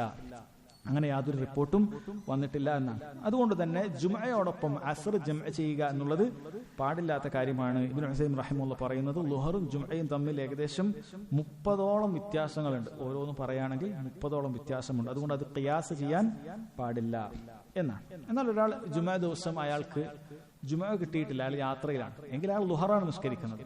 ആ വ്യക്തിക്ക് സംബന്ധിച്ചിടത്തോളം ളുഹറും അസറും ജംഅ ചെയ്യാം. പക്ഷേ ജുമുഅ നിസ്കരിച്ച കഴിഞ്ഞ ഉടനെ അസർ അതിനോടൊപ്പം ജംഅ ചെയ്യാതിരിക്കുക, അങ്ങനെ ജംഅ ചെയ്യാൻ തെളിവില്ല എന്ന കാര്യം മനസ്സിലാക്കുക. ഇനി മനസ്സിലാക്കേണ്ട വേറൊരു കാര്യമാണ്, ജംഅ ചെയ്യാവുന്ന എല്ലാ അവസരങ്ങളിലും ഖസ്ർ ചെയ്യാൻ പാടില്ല. എന്നാൽ തിരിച്ച് ശരിയാണ്, ഖസ്ർ ചെയ്യാവുന്ന അവസരങ്ങളിൽ ജംഅ ചെയ്യൽ അനുവദനീയമാണ്. കാരണം ജംഅ ചെയ്യൽ യാത്ര അല്ലാത്ത സന്ദർഭത്തിലും അനുവദനീയമാണ്. നമ്മൾ നേരത്തെ പറഞ്ഞ പല ഉദാഹരണങ്ങളും യാത്ര അല്ല, നാട്ടിൽ തന്നെ ശക്തമായ മഴ, വഴിയിലൊക്കെ വെള്ളപ്പൊക്കമാണ്. മഗ്രിബിന് ഒരാൾക്ക് കഷ്ടപ്പെട്ടിട്ടാണ് മസ്ജിദിലേക്ക് എത്തുന്നത്. ഇനി വീണ്ടും തിരിച്ചുപോയി കൂടുതൽ ഇരുട്ടിയ സമയത്ത് ഇശായിന് വരാൻ പ്രയാസം, വേണമെങ്കിൽ മസ്ജിദിലെ ഇമാം തീരുമാനിക്കാം മഗ്രിബും ഇശയും ഞങ്ങൾ ജംആയി നിസ്കരിക്കുന്നു. യാത്ര ഒന്നുമില്ല, അനുവദനീയമാണ്. പക്ഷെ അവിടെ ഖസ്ർ പാടില്ല. കാരണം ആരും യാത്രക്കാരല്ല, എല്ലാവരും ഇവിടെയാണുള്ളത്. മഗ്രിബ് 3 റക്അത്ത് നിസ്കരിക്കുന്നു, ഇഖാമത്ത് കൊടുക്കുന്നു, ഇശാ നിസ്കരിക്കുന്നു, എല്ലാവരും മസ്ജിദിൽ നിന്ന് പിരിയുന്നു. അതേപോലെ ശക്തമായ കാറ്റ്, കൊടുങ്കാറ്റ് അടിച്ചുകൊണ്ടേയിരിക്കാം. ആളുകൾക്ക് വരുന്ന സമയത്ത് ഭയങ്കര പ്രയാസമൊക്കെ ഉണ്ടാവും. അപ്പൊ എത്തിപ്പെട്ട ആളുകളുണ്ട് മസ്ജിദിലേക്ക്, അവർക്ക് വേണമെങ്കിൽ മഗ്രിബും ഇശായും ജംഅ ചെയ്യാം, ഖസ്ർ ചെയ്യാൻ പാടില്ല. അപ്പൊ അങ്ങനെ ജംഅ ചെയ്യേണ്ട വേറെ പല ഉദാഹരണങ്ങൾ നമ്മൾ നേരത്തെ പറഞ്ഞു. നേരത്തെ രോഗിയുടെ കാര്യം പറഞ്ഞു. അപ്പോൾ ഇവിടെ ഒന്നും ഖസ്ർ പാടില്ല. ഇപ്പൊ ജംഅ ചെയ്യാൻ അനുവാദമുള്ള സ്ഥലങ്ങളിലൊന്നും ഖസ്ർ ചെയ്യാൻ അനുവദിക്കപ്പെടുന്നില്ല. പക്ഷെ തിരിച്ചുണ്ട്, ഖസ്ർ ചെയ്യാൻ അനുവാദമുള്ളത് ഒരേ ഒരു സ്ഥലമേ ഉള്ളൂ, ഒരേ ഒരു സമയം മാത്രമേ ഉള്ളൂ. അത് അടുത്ത അധ്യായത്തിൽ പറയും, യാത്രയാണ്. യാത്രയിലാകട്ടെ ജംഅ ചെയ്യുക എന്നുള്ളത് അനുവദനീയമാണ്. അഫ്ളൽ ഏതാണ് നമ്മൾ പറഞ്ഞു, എപ്പോഴാണ് അഫ്ളലാകുന്നത്, അഫ്ളൽ അല്ലാത്തത്. പക്ഷേ അനുവദനീയമാണ് എന്ന കാര്യം മനസ്സിലാക്കുക. കാരണം ഇദ്ദേഹം പറയുന്നുണ്ട്, ചില രോഗികൾ അങ്ങനെ ധരിച്ചു പോയിട്ടുണ്ട്. ആ രോഗികളാണ്, പല പ്രയാസങ്ങളുണ്ട്, ചിലപ്പോൾ ഓപ്പറേഷൻ കഴിഞ്ഞ് കിടക്കായിരിക്കും. അപ്പോൾ ഞാൻ ജമ്മു ഖസ്ർ ആക്കിയിട്ടുണ്ട്. ഇബ്നു ഉസൈമീൻ റഹിമഹുല്ലാഹ് പറയാണ്, അദ്ദേഹത്തോട് പോയി കണ്ടപ്പോൾ അദ്ദേഹം പറയാൻ, ഞാൻ ജമ്മു ഖസ്ർ ആക്കിയിട്ടുണ്ട്. ചിലർ വിചാരിച്ചു ഖസ്റാക്കാന്നാണ്. രോഗിയായാൽ 2 റക്അത്ത് ളുഹർ നിസ്കരിച്ചു, ഉടനെ തന്നെ 2 റക്അത്ത് അസ്ർ നിസ്കരിച്ചു. എന്നിട്ട് അദ്ദേഹം തിരിച്ചു നിസ്കരിക്കാൻ പറയാം, എല്ലാം മടക്കി നിസ്കരിക്കാൻ പറയാം. കാരണം ആ നിസ്കാരമൊന്നും ശരിയായിട്ടില്ല, ഖസ്റാക്കി നിസ്കരിച്ച നിസ്കാരം ശരിയായിട്ടില്ല. കാരണം ഖസ്ർ എന്ന് പറയുന്നത് യാത്രയിൽ മാത്രമാണ് അനുവദിക്കപ്പെടുന്നത്. ആ ഖസ്റാക്കി നിസ്കാരം ശരിയായിട്ടില്ല, മുഴുവൻ നിസ്കാരം മടക്കി നിസ്കരിക്കാനാണ് പറഞ്ഞിട്ടുള്ളത്. അതുകൊണ്ട് നമ്മൾ രോഗികളെ സന്ദർശിക്കുന്ന സമയത്ത് ഇബ്നു ഉസൈമീൻ റഹിമഹുല്ലാഹ് പറയുന്നുണ്ട്, ഏറ്റവും പ്രധാനപ്പെട്ട 2 ചോദ്യങ്ങൾ നമുക്ക് അവരോട് ചോദിക്കണം. പലപ്പോഴും അത് ചോദിക്കാറില്ല. അവരുടെ ത്വഹാറത്തുമായി ബന്ധപ്പെട്ട കാര്യം, എങ്ങനെയാണ് എല്ലാം വൃത്തിയാക്കി വുളു എടുക്കുന്നതൊക്കെ എങ്ങനെ, അല്ലെ, അത് ചോദിക്കണം. അതുപോലെ നിസ്കാരവുമായി ബന്ധപ്പെട്ട കാര്യം ചോദിക്കണം. എങ്ങനെ നിസ്കരിച്ചോ, ളുഹറൊക്കെ നിസ്കരിക്കാൻ പറ്റിയോ, എങ്ങനെയാണ് നിങ്ങൾ നിസ്കരിക്കുന്നത്. കാരണം ചില ആളുകൾ തീരെ അറിയില്ല. ചില ആളുകളെ സംബന്ധിച്ചിടത്തോളം ഹോസ്പിറ്റലിലായാൽ അവർ നിസ്കരിക്കുകയില്ല. എല്ലാം കഴിഞ്ഞ് ഇപ്പൊ 5 ദിവസം അഡ്മിറ്റ് ആണെങ്കിൽ ഡിസ്ചാർജ് ആയിട്ട് മുഴുവൻ നിസ്കരിക്കാം എന്ന് ധരിക്കുന്ന ആളുകളുണ്ട്. ചില ആളുകൾ അത് മനഃപൂർവ്വം ചെയ്യുന്നതാണ്. അവർ അതാണ് നല്ലതെന്ന് വിചാരിച്ച് ചെയ്യുന്ന സാധുക്കളാണ്. നമ്മൾ ഈ ഇങ്ങനെ ഇപ്പോൾ എൻ്റെ മൂത്രക്കോയിലുണ്ട്, അല്ലെങ്കിൽ ഇന്ന കാര്യങ്ങളുണ്ട്, അപ്പം ഇത് ശരിയാവില്ല. അള്ളാഹു കൂടുതൽ ഇഷ്ടപ്പെടുക ഇതെല്ലാം ഒരുമിച്ച് പിന്നീട് നിസ്കരിക്കുമ്പോഴായിരിക്കും എന്നാണ് അവർ ധരിക്കുന്നത്. ശരിയല്ല. മറിച്ച് ഓരോ വക്തിലും അതാത് വക്തിൽ നിസ്കരിക്കുക. എന്ന് നമ്മൾ നേരത്തെ പറഞ്ഞു, പ്രയാസമുള്ള ആളുകളെ സംബന്ധിച്ചിടത്തോളം ചില വക്ത് ളുഹറും അസറും ജംഅ ചെയ്യണമെങ്കിൽ അങ്ങനെ ചെയ്യാം, മഗ്രിബും ഇശായും ജംഅ ചെയ്യണമെങ്കിൽ ജംഅ ചെയ്യാം. അതല്ലാതെ ഇത് നിരുപാധികമായി പിന്തിപ്പിച്ച് അവസാനം നിസ്കരിക്കുക എന്നുള്ളത് പാടില്ലാത്ത കാര്യമാണ്, ഹറാമായ കാര്യമാണ്. അത് നമ്മൾ പറഞ്ഞു കൊടുക്കണം. അപ്പോൾ ളുഹർ അസറൊക്കെ ഇങ്ങനെ നിസ്കരിക്കാം, അത് പറഞ്ഞു കൊടുക്കുക. ഖസ്റാക്കാൻ പാടില്ല, അല്ലാതെ അതിന്റെ വക്തിൽ പൂർത്തിയാക്കി നിസ്കരിക്കുക, വേണമെങ്കിൽ ജംഅ ചെയ്യാം പോലെയുള്ള കാര്യങ്ങൾ പറഞ്ഞു കൊടുക്കുക. ഇനി നിങ്ങൾക്ക് നിന്ന് നിസ്കരിക്കാൻ പറ്റുന്നില്ലെങ്കിൽ ഇരുന്ന് നിസ്കരിക്കാം, ഇരുന്ന് നിസ്കരിക്കാൻ പറ്റുന്നില്ലെങ്കിൽ കിടന്ന് നിസ്കരിക്കാം. ഇതൊക്കെ നമ്മൾ പറഞ്ഞു കൊടുക്കണം. രോഗിയെ സന്ദർശിക്കുമ്പോൾ അതറിയുന്ന ആളുകളെ സംബന്ധിച്ചിടത്തോളം ഇതൊക്കെ ഒരു ബാധ്യതയാണ്. അതല്ലാതെ വെറുതെ മറ്റ് കാര്യങ്ങൾ മാത്രം സംസാരിച്ചുകൊണ്ട് പിരിയുക എന്നുള്ളതല്ല, മറിച്ച് അത് ശ്രദ്ധിക്കുക. ഇൻഷാ അല്ലാഹ് ഈ ഹദീസിൽ നമുക്കുള്ള ഫായിദകൾ നമ്മൾ നേരത്തെ ജംഇന്റെ ഭാഗത്ത് നമ്മൾ പറഞ്ഞു. ഇനി വളരെ പ്രധാനപ്പെട്ട ഒരു ഭാഗമാണ് ബാബു ഖസ്രി സ്വലാത്തി ഫി സഫർ, യാത്രയിലുള്ള ഖസ്റാക്കുന്നതുമായി ബന്ധപ്പെട്ടുള്ള വിഷയം. ഇൻഷാ അല്ലാഹ് അടുത്ത ക്ലാസ്സിൽ നമുക്ക് മനസ്സിലാക്കാം. അല്ലാഹു തൗഫീഖ് ചെയ്യുമാറാകട്ടെ. വല്ലാഹു തആല അഅലം. വസല്ലല്ലാഹു അലാ നബീന മുഹമ്മദ് വഅലാ ആലിഹി വസഹ്ബിഹി വസല്ലം. സുബ്ഹാനകല്ലാഹുമ്മ വബിഹംദിക അഷ്ഹദു അൻ ലാ ഇലാഹ ഇല്ലാ അൻത അസ്തഗ്ഫിറുക വഅതൂബു ഇലൈക്.